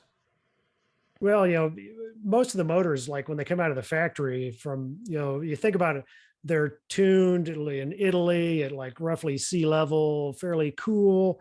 And like when we get the motors and we break them in out here, we're higher, it's hotter. So once we get them broke in, eventually to get best performance out of it, we have to lean them out as they get broken in so that they're not running so rich. It's good to run rich and have plenty of lubrication when you're breaking it in, but eventually once it's, the rings are seated and all that, you need to lean it out. So then you probably got to do a little tweaking, to it at that point. I have a question for Oliver, actually. Do you have the ability to do you have a bore scope of any kind that you can stick down into and look at the piston? I don't have. Because that would be an easy way. Even if you just pull the spark plug and rotate the piston up to the top of the head, and shine a light in there, you should be able to kind of just get a bead on what the head looks like, or what the piston looks like, and compare the two motors and see what if they're comparable. If one is darker than the other, you're probably running too rich on that one. You could also look at the spark plugs and see how they look Yep. too. Yep. I picked up a really cheap bore scope on Amazon that plugs into the USB-C port on my cell phone. So I literally just plug it in, and I can put the thing anywhere, and I use it to do piston inspections and cylinder inspections on both my paramotors and on my motorcycle. Cool. I didn't know that was an option. Yeah, Nice. they have them on Amazon. They're like $20, give or take, and it beats the alternative because I know Milwaukee makes some, and there's a bunch of other companies that make them, and they're hundreds of dollars. There you go. That's perfect. All right. So for those of you that are listening to this podcast, you're more than welcome to go over and watch the podcast itself every Monday night over at iflyparamotors.com or clearproptv.com. But right now, Will Fly has put up a lean, rich, and optimal spark plug. Can you tell the listeners what we are seeing on the screen, Will? Yeah, it's basically three different colors, well, or shades, but you've got lighter or too light, and you've got dark, and then you've got kind of a coffee brown. And it's hard to tell in this picture, I know, but what you're going for is a coffee brown. You don't want the extra light or the extra gunked up dark color, because that means you're too rich. Your mixture is too rich. So it doesn't take any time whatsoever to pull out your spark plug and look at this. But I've always erred on the side of richness. So You and me both, buddy. You and me both. yeah, yeah. So I mean, I would rather have it slightly, because coffee brown is, people think of that color slightly differently, but I know what dark is, and I know what a dark brown is. And so I try to go somewhere in between the rich and optimal. And yeah, I'm happy. And when we're looking at this, we're looking at that little white thing in the middle of the spark plug. So optimal, it's still going to be white. When we see the rich, it's going to be really, really dark, like a good dark mocha. The lean is kind of like a tan looking color. And that's what we're looking at right now on the screen. Obviously, just what'd you search for, Will, or is this a picture that you already had? No, that's I just searched for rich lean mixture, and that popped right up. Excellent. So when if you guys want to, just make sure you Google that, and you can probably see what we're looking at right now. Thank you for My that. question is it better to add more oil in the winter with your mix of gas, or try to adjust a carb where you basically are maybe not a great idea to adjust your carb, maybe just add oil, a little bit more oil in the winter? What's your suggestion now, Will? I wouldn't add more oil. I would set the carb accordingly, because I mean, I'm already adding plenty of oil to my, again, I err on the heavy side of stuff. I'd rather things be super lubricated or overly lubricated than the opposite. So yeah, I just do a simple carb adjustment with the low. And I think that the thing that people have the problem with the most when they adjust their carburetor is they adjust it too much, too quick. I mean, a carb adjustment is just, you can barely even tell you've moved it. I mean, that can make a big difference. So I made that mistake early on my first motor of adjusting my carb. And when I say I adjusted the heck out of it. And the thing is, I couldn't get it back, to where it was running the way it was before, because, I got it all out of whack. So I had to reset it to, actually what I did is I bought a brand new carburetor, took that one off and put the other one on, So I wouldn't have to do that today, but hey, lessons learned, right? That's a good thing. Oliver, how old is your carburetor? Is it like a brand new carburetor? Have you rebuilt it?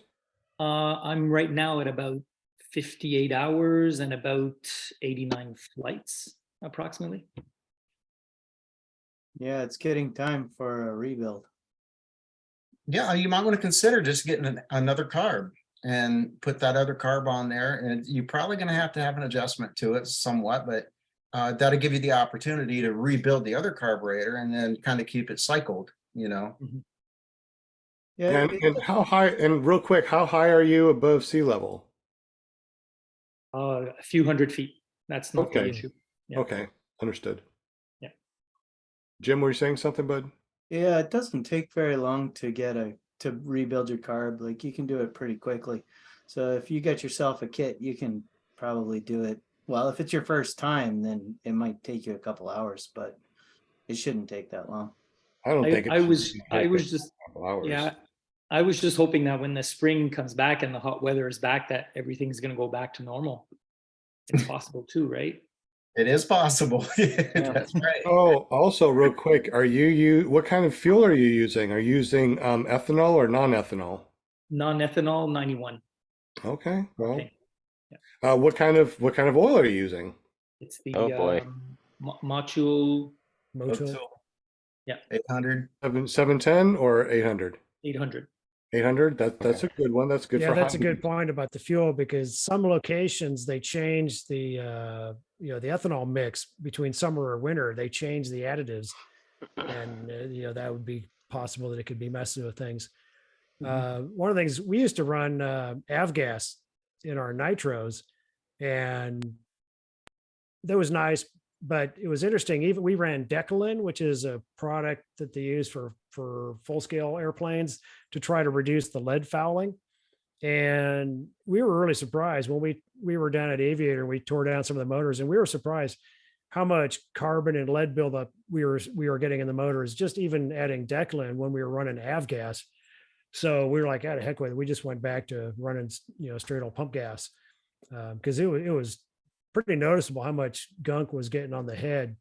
Well, from well, the lead also buildup. too, when you're running avgas, that is actually is a lubricant.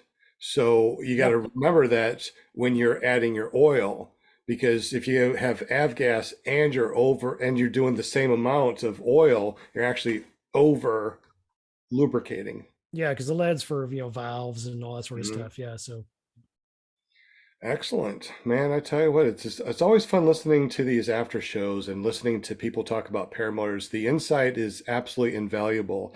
If you have not learned to fly yet and you're still looking for a school or you're waiting to get into school, listening to these podcasts are really good because 9 times out of 10, there's some really good information that you can actually bring with you to the school.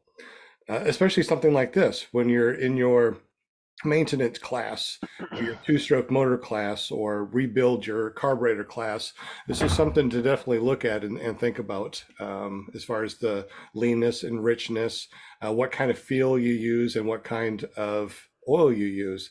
I used all sorts of different oils. I think that I've come to the conclusion that the Sabre is the most cleanest burning oil so far, and I don't have the following like I used to with the Motsu 710 and the 800.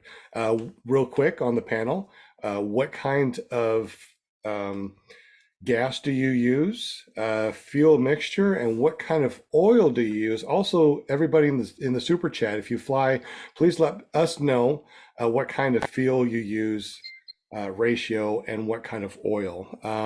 James, real quick, since you're at the top over here on my screen, what kind of fuel you use, ratio, and oil? Just curious. Yeah, I normally run 92 with ethanol. That's about the highest I can get here. And then I run 40-1 with AMSOIL. And I've not had no foul plugs as of yet until I go up tomorrow because I said something.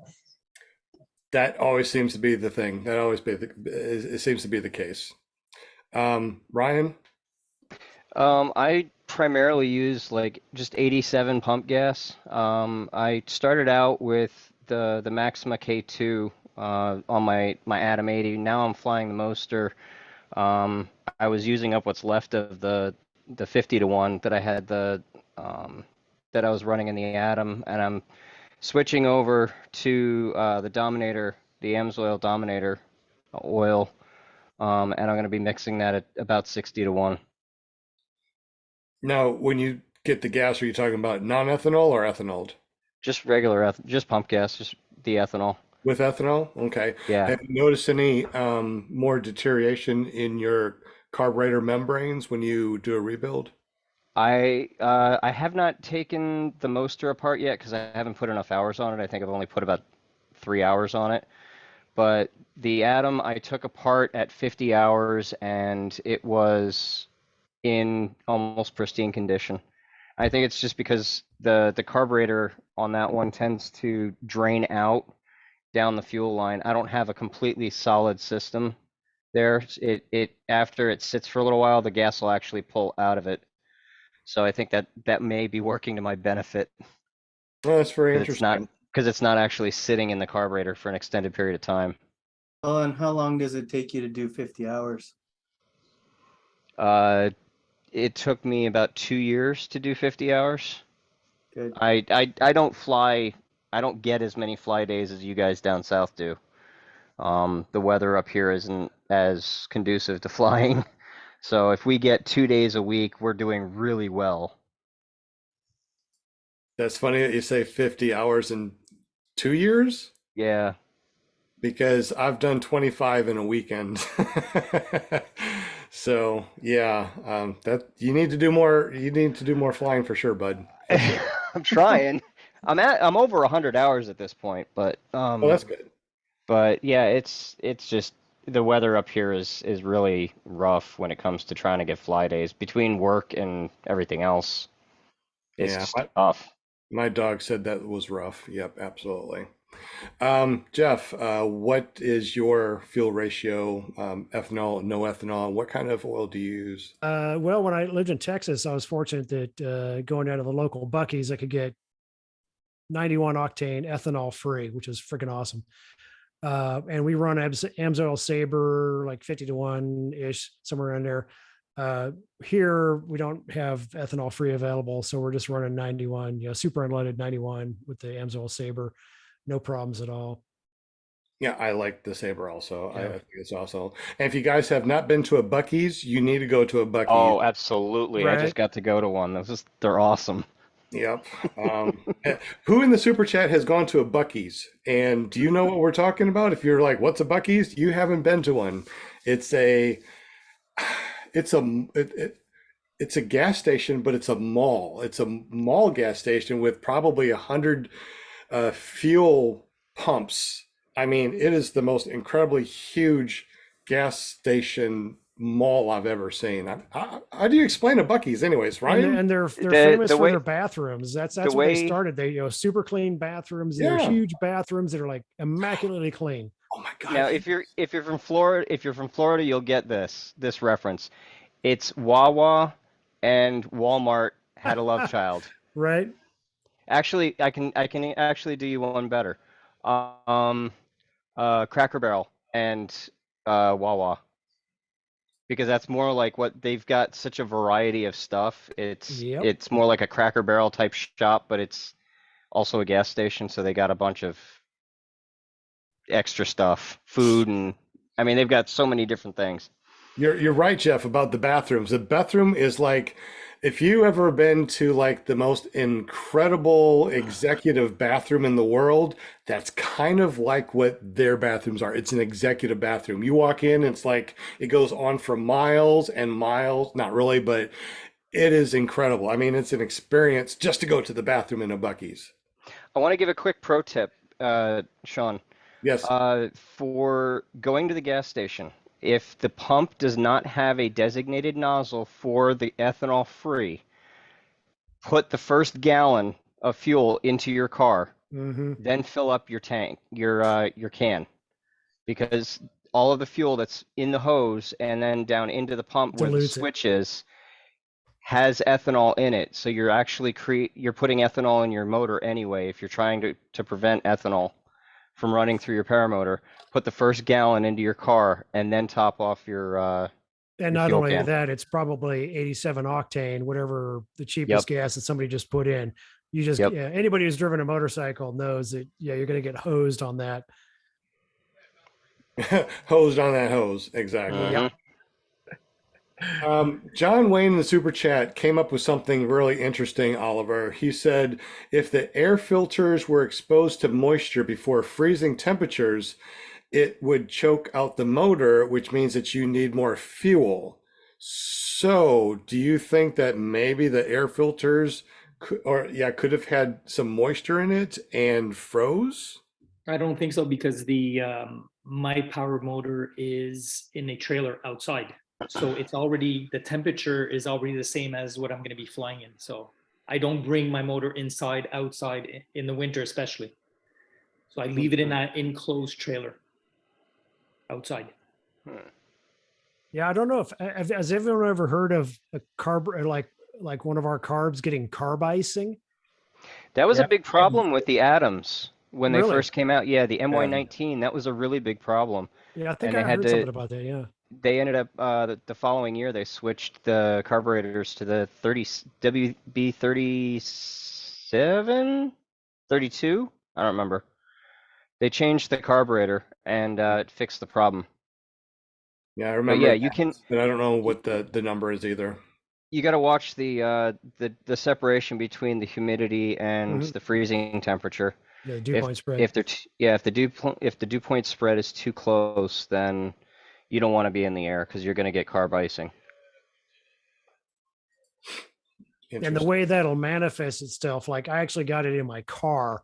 One of my cars I used to have when I'd be driving, live near Sacramento, and you get these early morning fog, and I'd be driving on the road, and pretty soon I'm finding that I'm having to push on the throttle like farther and farther and farther, just trying to hold my speed going down the back roads on the highway, trying to do 60. Pretty soon I'm at the floor, and I'm just like I'm barely keeping up. And I finally figured out it was carb icing. Pull over, turn it off, let it warm up, and it would clear itself out and I'd be good to go again. So then I had to figure that out, but I'd never experienced it in a car before. So that was kind of trippy, but yeah, that would definitely, manifest itself in like sucking the life out of your motor for sure. So, Ryan, real quick, I see that you posted a question here. Can you ask him real quick what your question Sure. was? Jeff, with all of your flying experiences, what was the fastest you've ever flown? And what was your most memorable flight to date with paramotor wise? Fastest flight, I would have to say, is in pilot training. Since we flew T-38s, you do one supersonic flight. So technically that would be the fastest I've ever flown, is in a T-38 doing Mach, something slightly over Mach.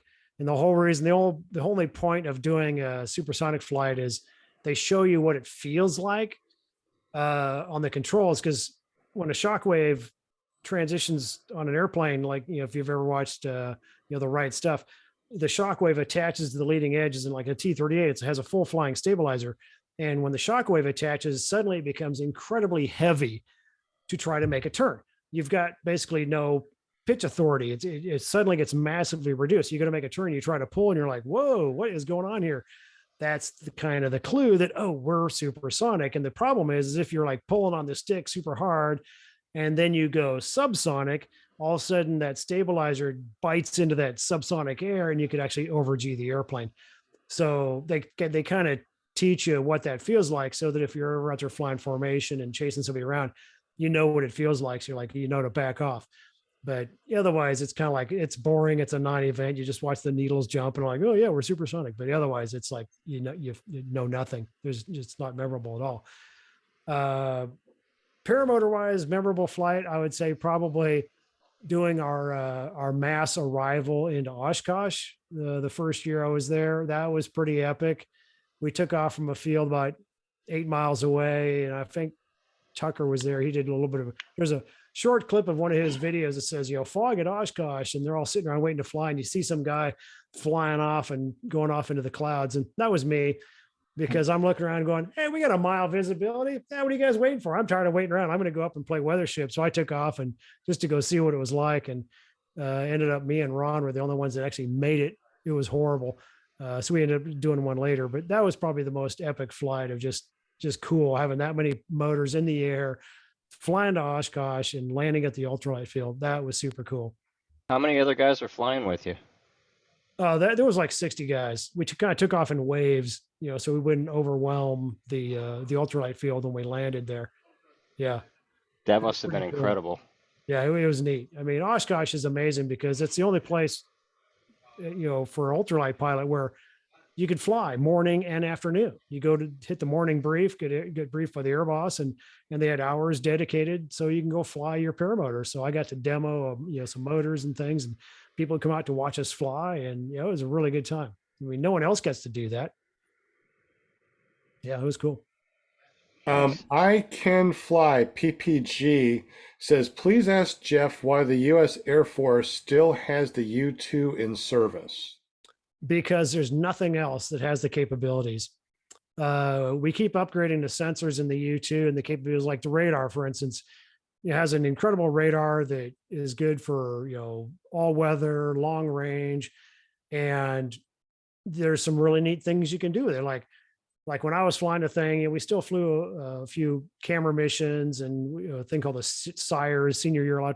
It's like a giant camcorder SIRE system. It still flies that. It has infrared, but the radar, the ASAR, is the synthetic aperture radar, is the primary sensor. And we started experimenting with a technique where you'd image targets on the ground, and let's say you could get, say 3-foot resolution, meaning that objects have to be like 3 feet apart to determine that they're actually separate objects. So if you're looking at vehicles or something on the ground, but you can, so you get a certain level of resolution. Well, we found out that you could go image a target at a later date, and then instead of looking at the radar waves directly, you can actually measure the phase shift of the radar waves coming back. It's kind of a radar interferometry technique, and you can get millimeter level resolution out of it. At what altitude? At what altitude? Above 70,000 feet. Altitude doesn't really matter so much. So you found out you could find out that someone drove down that dirt road overnight from the compaction of the soil. We can see that. In Afghanistan, once the technique was matured, they were going to do a ground offensive in Afghanistan. We went imaged the area where they're going to go, compared it to previous imagery we'd done, weeks earlier, and did the same thing. And they spotted like 250 potential IED locations where you could tell someone dug in the dirt here, there, over there, on that corner. And so now that you know that those are there, you can go ferret all those little spots out so you don't get any surprises later. So a lot of really neat capabilities. Not only that, that's just the sensors, but it also it's a giant flying electronic vacuum cleaner.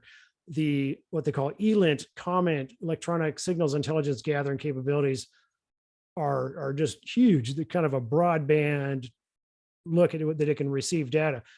Predators and other drones, they don't have that kind of bandwidth to be able to do the amount of volume of stuff that the U-2 still does. Satellites are cool, but everyone knows where the satellites are. And so here comes a satellite, put a sheet over what you don't want them to look at, you wait till it's gone, then you take the sheet off and go about your business. Or if the clouds happen to be overhead, you can't do it. Whereas the U-2 is designed to be able to loiter for 10, 12 hours, hanging out, imaging, and providing real-time intel for people on the ground. And so far, there's nothing out there that can do any better. 70,000 feet, and you can see within millimeters of something. Yeah. I need glasses right here to see within millimeters right in front of me. Holy crap. Yeah, I've seen radar imagery like in a B-52, and I see these guys reading these are mountains and things we're doing low levels, and okay, what does that look like? First time I went down, actually looked at the actual raw imagery of the U-2, it looks like black and white TV. It's okay, so there's not much. Even though you're looking at radar data, it looks literally like black and white TV. It's you can see rocks, bushes, vehicles. It's pretty darn crazy. I remember sitting with the wife watching Patriot games or something. You see the little videos of the little shadows of dudes running across the field, and you're looking at stuff, and it's is that real? I'm yeah, it looks pretty accurate, actually. That's kind of what it looks like. Wow. Yeah, it's amazing technology, and of course it just keeps getting better. And the stuff, my hope is, and the thing that I have to believe is that there are a lot of really smart guys working for us in the government doing some really cool things that we don't know about and really don't want to know about.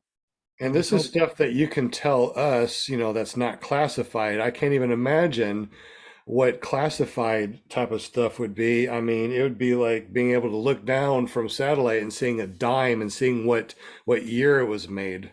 Yeah, it is. It's kind of crazy. I mean, just, things that people take for granted. I mean, like, just give you an example of stuff like, police officers, like they have devices that, like a little black box, chained to a street post or whatever. And if they want to surveil somebody, and instead of doing surveillance and finding out when this guy is driving home, they just have it parked in the corner. And these things can read the codes on the TPMS sensors in your car, your wheels, because they're all unique codes. All you do is like scan it once, and then like the guy goes drive by and like, oh, we just got a hit on so-and-so. He's heading home right now. Let's go pick him up. It's pretty darn cool. Wow. So in other words, if you want to be a thief, go back to the good old carburetor type of no computer car, and you're pretty safe. Yeah. It'll work, post EMP, environment for sure. Yeah. That is crazy. We're at 9 o'clock. We've been talking for 2 hours. And I know that you said, Jeff, that 2 hours was your max. So, man, I appreciate you, buddy. This has been really awesome. I've really enjoyed talking to you. And this 2 hours went by like boom. Right. Real quick, did we miss any questions Right. in the super chat? Well, actually, there is one comment that I would make that every once in a while I see on the forums.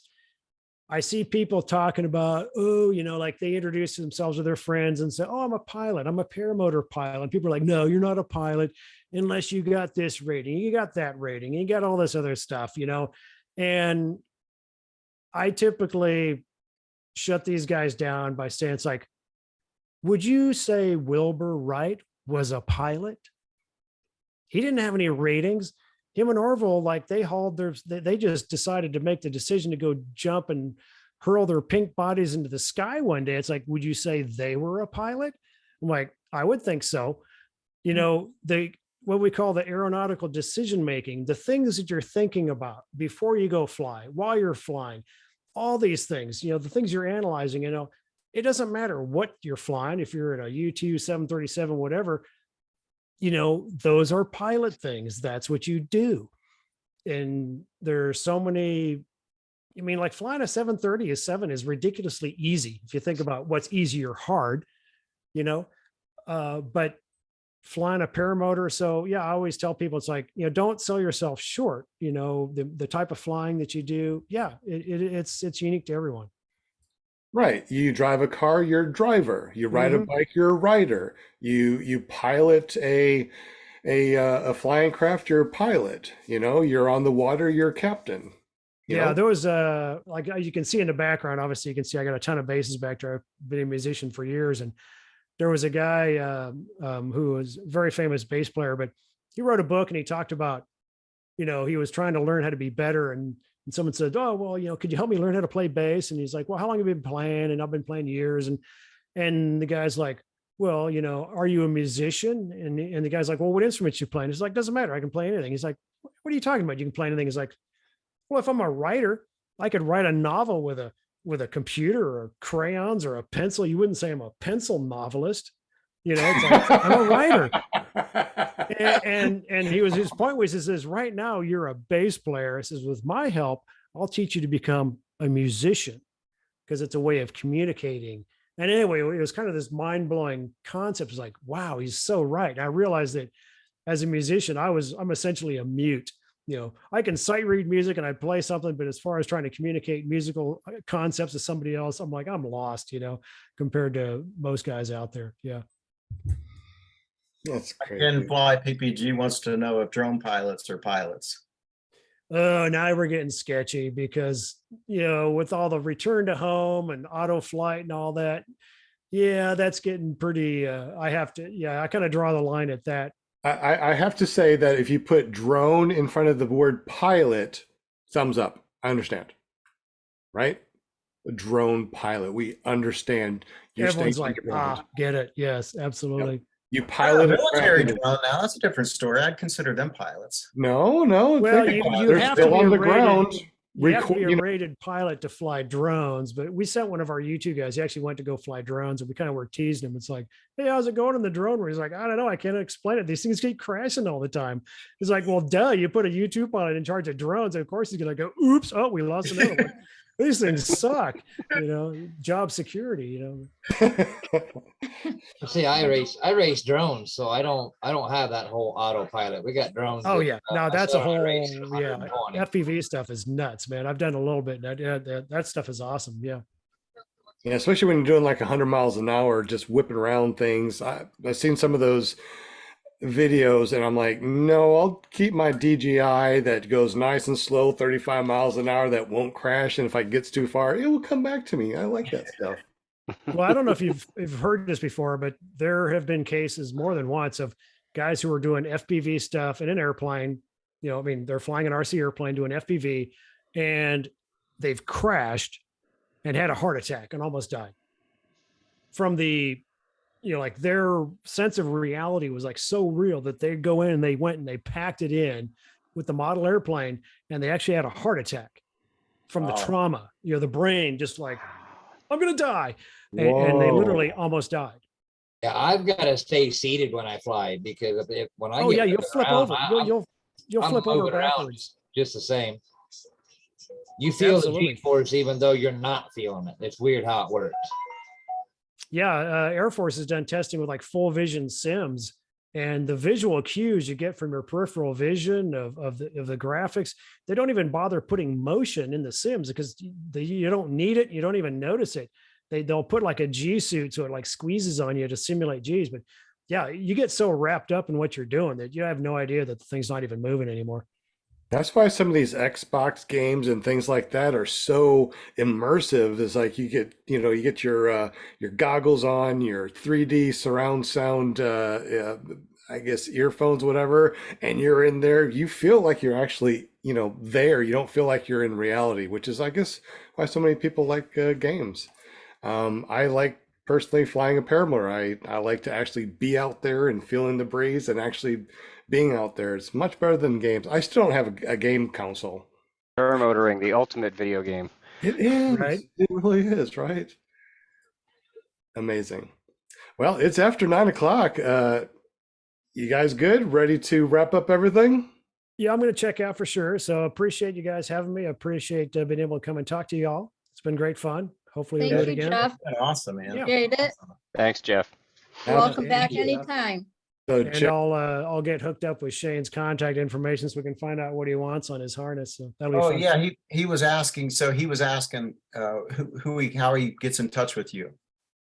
Yeah, you just like I say, my email, Jeff@desertaviators.com or if he has my, look me up on Facebook, that's, you can probably find me there, but or on the website, I should have my contact email in there as well. I will send it to him. Yeah, I'll make sure. excellent. So Jeff was our amazing guest tonight, Jeff Fletcher. Real quick, before you head on out, tell us once more about your flight school in Arizona. Yep, it's desertaviators.com, full up paramotor training school in Santan Valley. We do foot launch, wheel launch, trikes, tandem flights, year round in Arizona. Good times. Good times, buddy. Well, thank you again. Definitely appreciate you, buddy. Have an awesome week, and we'll get up with you later on because I got some questions for you. So I'll get up with you later about that, bud. All right, sounds good, man. Talk to you later. All right, have a good one. All right, Bye, guys. Thanks, Jeff. What an amazing evening. So let me go ahead and say goodbye to everybody. Let's start with James Bevel. He runs jbppg.com. Tell us a little bit about your company, what you make, and how we can get up with you, bud. So basically, again, if you look behind me, let me get out of the way. JBPPG is where you need to go. Like I said, I've got vinyl decals. I do t-shirts and a few more things that's going to come. It's going to surprise you. I try to do stuff out of the ordinary. You can look me up on Facebook, either through JBPPG on Facebook or James Belville on Facebook. Hit me up anytime. Any custom work, I'll even work that into my schedule too. Excellent. So thank you so much. Tonight he's given away stickers to the winners, and winners were Greg Laney, Vance Oliver, Bonnie Franz, and Kramer. So thank you very much. Make sure you get up with James by going over to jbppg.com and claiming those stickers. Make sure you go over there. Also make that free account because he's going to be giving free stickers out to people that just make a free account on his website. So thanks again, James. Appreciate you, buddy. Oh, thank you for having me on the show. Yes, sir. We also got our official sponsor, Jim Simard from Canada A, with the only guy I know that has maple syrup smelling money. And if you go up to him, ask him about his Canadian money. Ask to sniff his hundreds.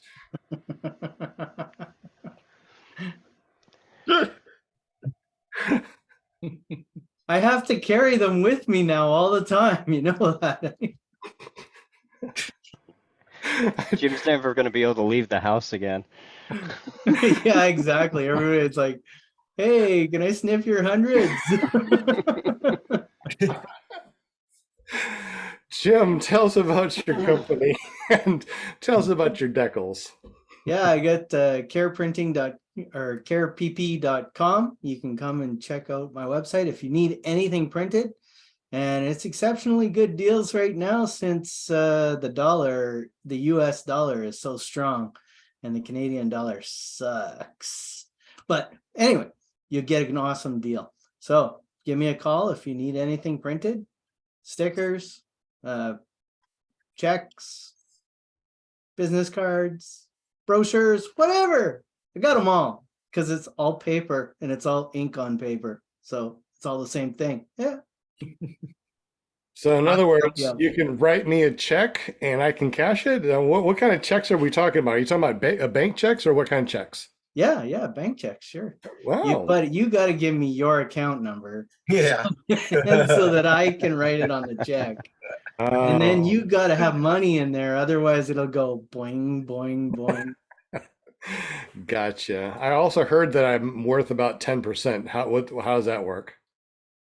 Well, if you let me know that you heard about this on PPG Grandpa's podcast, then I'll give you 10% off. Excellent. And if they go there and they want to use a code, is there already a code available? I don't know. We're revamping the website. Oh, but really? it would be PPG Grandpa, and you would Excellent. automatically get 10%. Excellent. Well, thank you so much for that. I always feel good when I'm worth 10% more than I thought I was. All right. And what is your .com to go to your printing, and how do we get up to see your crazy Paramotor shenanigans? CarePP.com is for the printing, and CarePPG.com is for Paramotor shenanigans. Excellent. Thank you so much, Jim. Appreciate everything you do, including making our Paramotor calendars over at paramotorcalendars.com. Ryan Rides, man, you are incredible also with your drones and all the cool stuff that you do. Tell us a little bit about what you do, how to get up with you and see your crazy shenanigans. So I work for Starflight Drone Shows, and if you want a drone show for your event of any kind, hit me up on Facebook. We have a page there. Just do a quick search and I'll show up.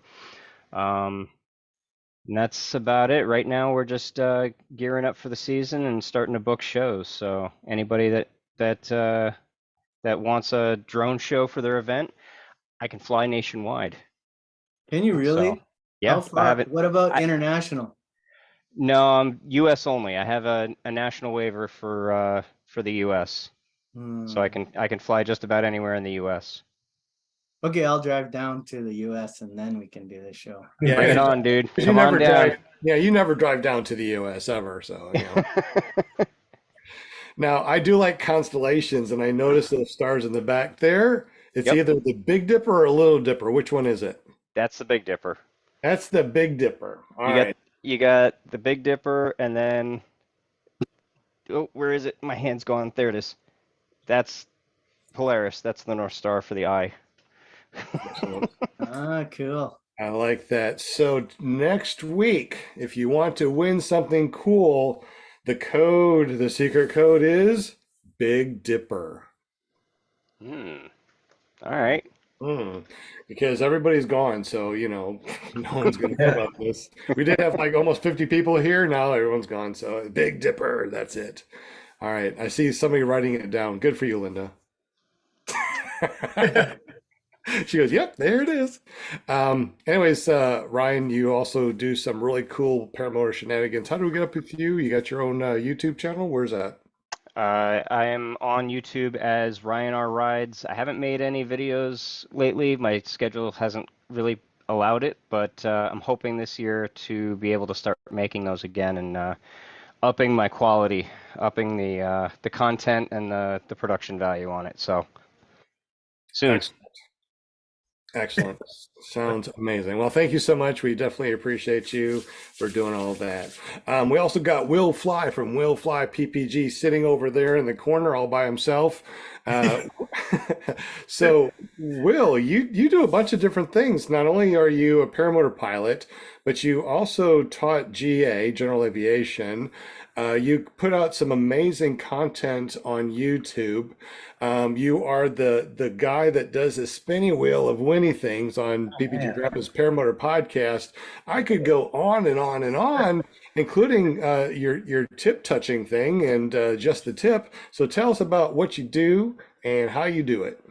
Yeah, man. So I came from a general aviation background. I'm a CFII. Nice. And I wanted to get back into aviation, and paramotor just like checked all the boxes. And I'm glad I went that direction because it gave me the feeling that I really was after all along, and that was the feeling of flight. So yeah, I fly paramotors, I make videos about it, and I pass on little tips as I learn them along the way. You can check me out at willflyppg.com or just search for Will Fly on YouTube. And tomorrow night too, we do a show tomorrow night, Paramotor Hangout, 8 p.m. Eastern on YouTube. ppgshane.com will take you right there. I was just going to ask you about that. Good for you. Hey, you also said too that you got a justthetip.com or another .com. Have you developed that one yet, or is that still in the I making? have not developed that one yet. I probably should. Yeah, paramotortips.com, I think it is. Paramotor Tips. Paramotortips.com. That's cool. Paramotor Tips. I did this Google search for that. Things came up that I was not expecting. I was just saying, Yeah. don't go to just the tip. No. Oh man. I Lordy. chose that name intentionally because I knew it'd be easy to remember. Yeah. Will fly because Will can fly. Excellent. Well, thank you for everything that you do, especially all the work that you do every week. You find the names, you put them in the spinning wheel of winning things. You look for questions, you put them over here in the Zoom chat so we can see them. You do a lot for the show, and you're also a treasurer on a nonprofit organization, Run Into the Sky, that we started, and we'll definitely be talking more about that later. So, Will, you have done amazing. I don't know how you do it, man. I'm just happy to be a part of it, really. Oh, definitely appreciate you, Will. Thank you. We also got Linda Anderson, ParaMomUSA.com, the pom pom girl with the cowboy hat. Or is it a cowgirl hat? Do we call it a cowgirl hat with you, or what do we do that? Is it cowgirl hat or cowboy hat? Cowboy hat. Okay. Yeah. Cowgirl hat. Yeah, that sounds weird. Cowgirl hat. I got a cowgirl hat on. No, it's just a cowboy hat. So I have a bunch of them, but this is my favorite. So yes. But yeah, I'm the PR of the show of ClearPropTV. And I've been with you guys 4 years already. And I love it. I've met so many people. My para family just keeps getting bigger and bigger. I just have fun finding guests for the show. Like tonight, Jeff, this was awesome. I had so much fun. And we had a lot of chatters. Thank you, chatters, for joining us tonight.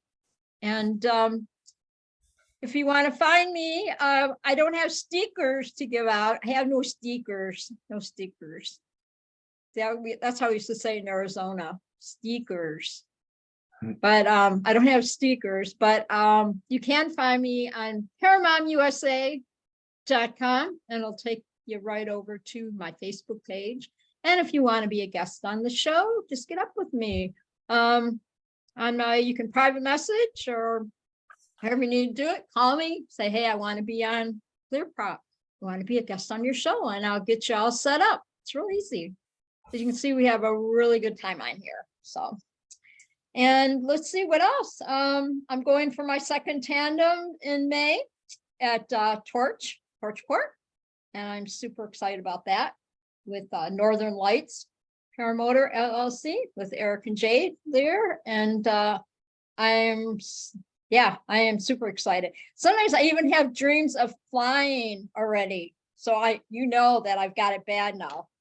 You go up one time and it's like a potato chip, right? You can't just have one. You have to go back for another one. So I'm super excited about May. I like that. When is a paramotor like a potato chip? I like that. That's good.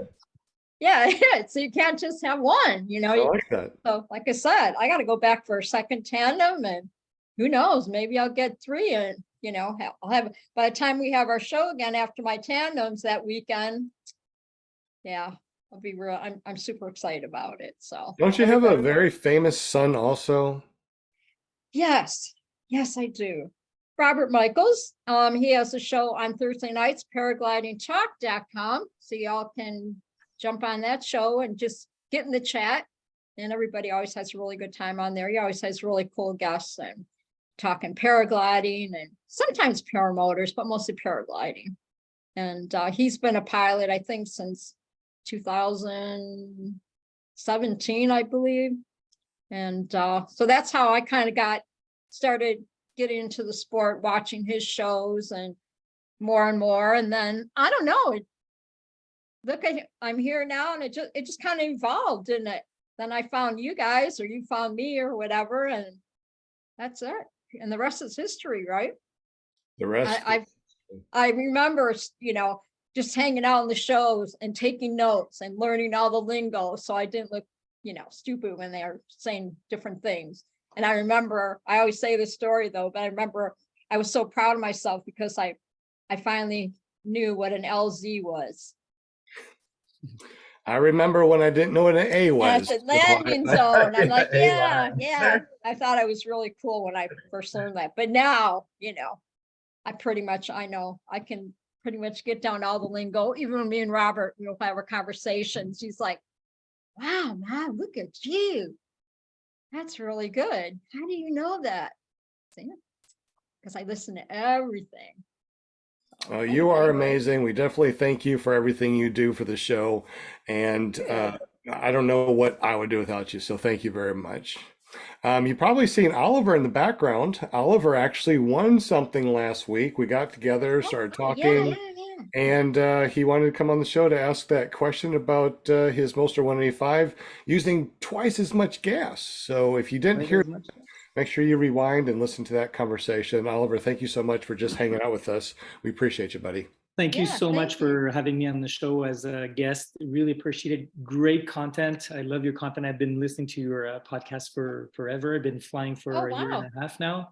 I don't have Jim's $100 maple syrups, but I do have the 20s. Wow, nice. Maple syrup hundreds. I love that.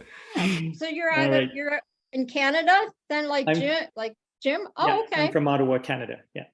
Okay. All right. Nice. So Okay. so you're both from Canada, so you both know each other. Oh. That's cool. Right? I mean, isn't that what Americans think? Hey, you're from Canada, you must know each other. Yeah. Days of driving away. I'm almost probably 5 days of driving away from Jim. Yeah. That's further. But do you know each other? That's further. Yeah, so you than know each other, Mexico. eh? You know what it's all about. Thanks a lot, guys, for all the content, the questions, and the amazing podcast. You're welcome to come back anytime, Oliver. Come Thanks hang for with hanging us. with us. Thanks We for having me enjoyed again. it. Yeah. Absolutely. Man, I always have a blast. I learn so much. I make new friends every single week. I know. I tell you, I feel so blessed. And like I said, I couldn't do this without you guys. Everybody that comes over here in the super chat and hangs out with us, I appreciate you.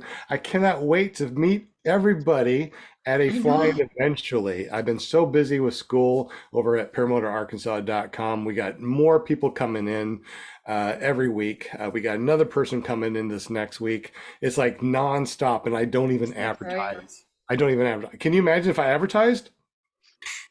I couldn't do it. I couldn't handle it. Too much. But That's Start hiring people. I need to. I need to. We're going to expand big time, especially since we got Run Into the Sky, the nonprofit organization. It's designed to go with Resurgence PPG, Project Airtime, and to help disabled veterans. If you already got training from Resurgence PPG and you need gear, we're here to help you get gear. If you're brand new and you have disabilities, we actually fabricate and customize trikes and flying machines to help people that may be missing a limb or something like that. So it's really awesome, and I can't wait to talk more about that later as we get and as we grow bigger and bigger.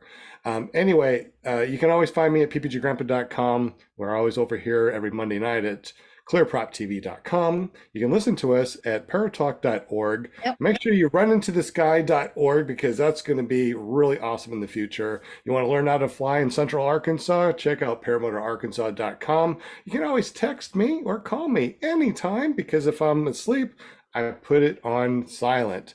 Put this in your phone real quick. PPG Grandpa. My name is Sean Simons, PPG Grandpa. My phone number is 501-747-3558. Yes, that's my actual cell phone number. Text me anytime. You know, if you want to talk about paramotors, trust me, I'm the guy. We just talked for what? 2.5 hours? Yep. James, how many That's hours cool. how many hours did we talk the other day? I think we've pushed 4 hours or so.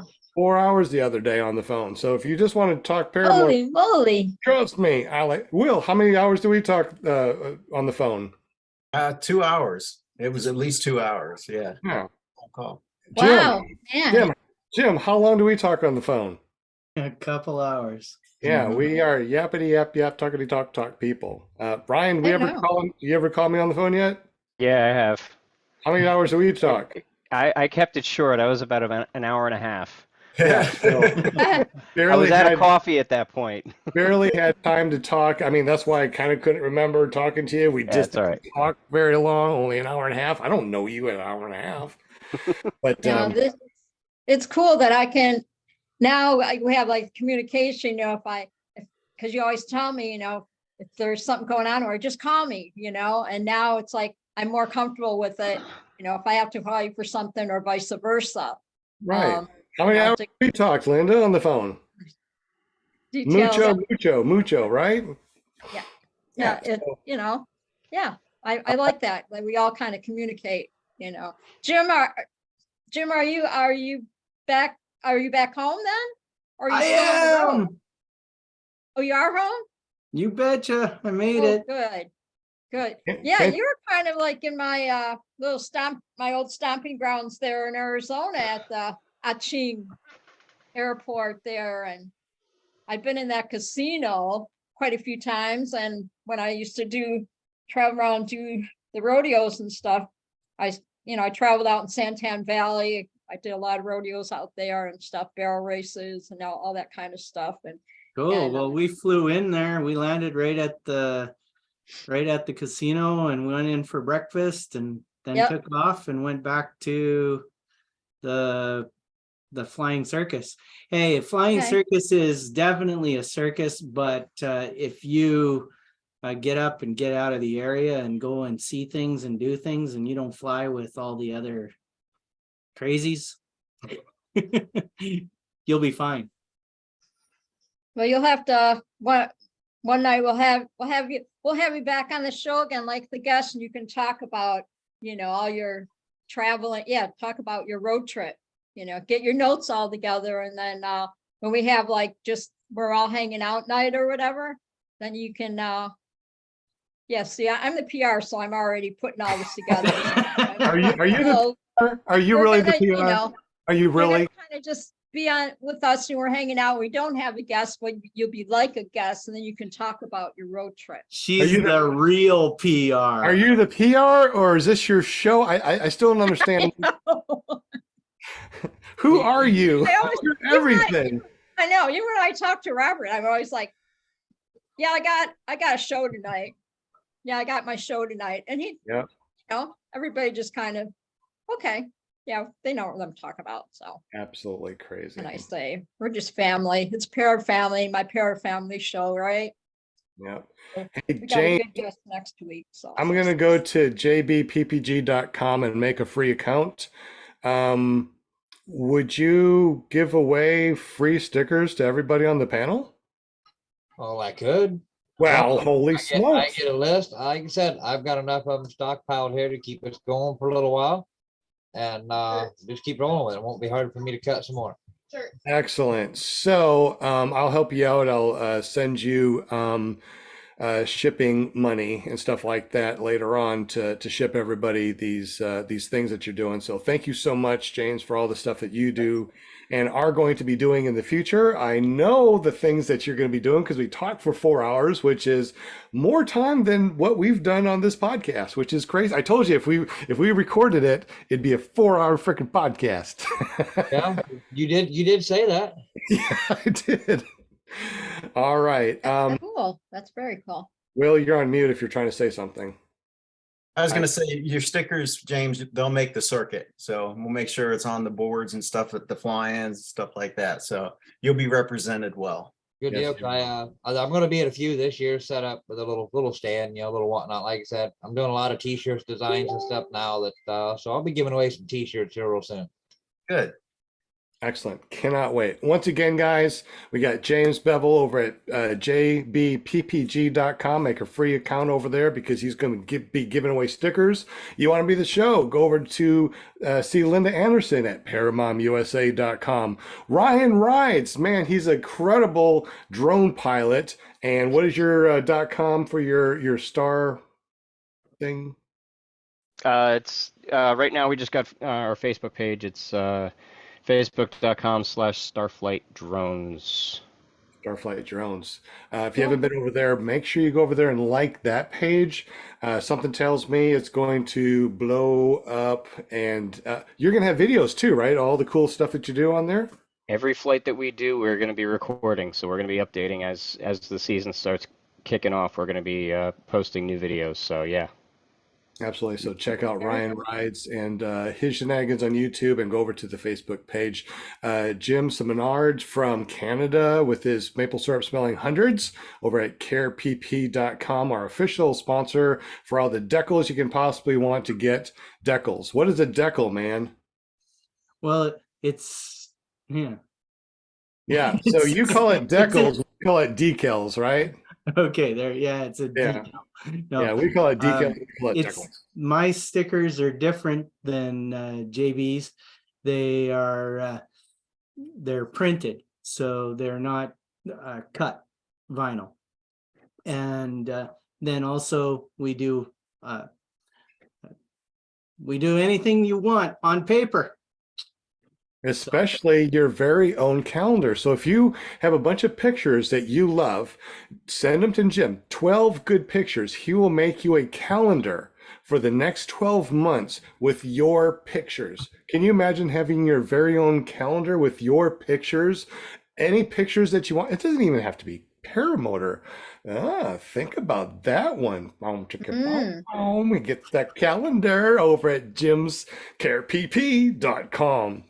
Jim, thank you really for everything that you do. You send us stickers for ClearPropTV. We send them out all the time. You send us your stickers to send out. So we've been doing that. We definitely appreciate you, buddy. Thank you.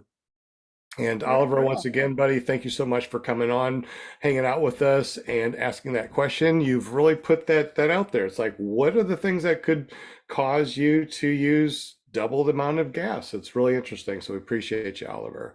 Oliver, I was looking at your t-shirt, your Paramotor t-shirt. I'm trying to. Yeah, what is that? I can't see. Yeah. Who is it? So that's the hoop and this is the head. That's the pilot right there. You see it? Oh, okay. Oh, Okay. oh. Okay, that's cool. Did you make that yourself? Nope. Oh, Got okay. it on a website. I think it was t-shirt. I think, am I unmuted? Yeah. I think it was t-shirts.com. I think. That's an easy Oh, one. wow. Yeah. T-shirts.com. Okay. All right. We did say goodbye to everybody, right? I didn't miss anybody? Excellent. So we're going to say goodbye to everybody on the live Bye, stream. everybody. And don't go anywhere because we're going to say some special things to people on the audio stream only. So everyone out Yes. there, fly safe. Don't forget to run into the sky. We'll see you next Thank week. you. Much Take care. love. Thank you. Good night. Bye-bye. Later, guys. All right, so we now are on the audio. So what is our secret word? Last week, our secret word was clothing optional. Nobody texted me, so maybe people don't get out to this far. For the people next week to win something, it's called Big Dipper. Now we need something for you guys that are listening to us only. What is the secret code for this week to contact me? By texting me 501-747-3558. What will be the secret code to win something neato? U-2. Ooh, I was thinking the same thing. U-2. that's a good one. U-2. U-2. Oh, I like that. Yeah, let me write that down. Because Oliver said reserve throw, but I think U-2 would work. It would work, yeah. Where's my, oh, I put it way over here at my dry erase. I got dry erase boards all over the place to remind me about stuff. So next week code is U2, like the aeroplane. U2.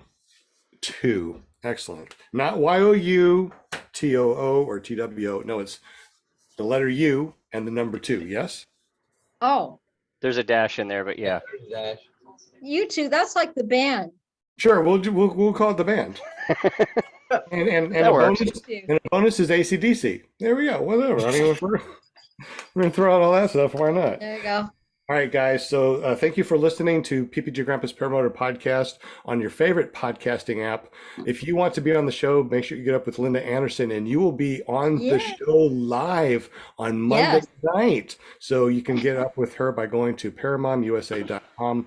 Obviously, hang out with me. Go over to iFlyParamotors.com and hang out with me. I teach paramotors over at paramotorsarkansas.com. I put up some content about training and tips and tricks. Not as cool as Will Flies, but I do my best. So thank you very much for listening. Blue skies, and don't forget to run into the sky. Peace out, guys. Be safe, y'all. See you guys. Take care. Bye-bye.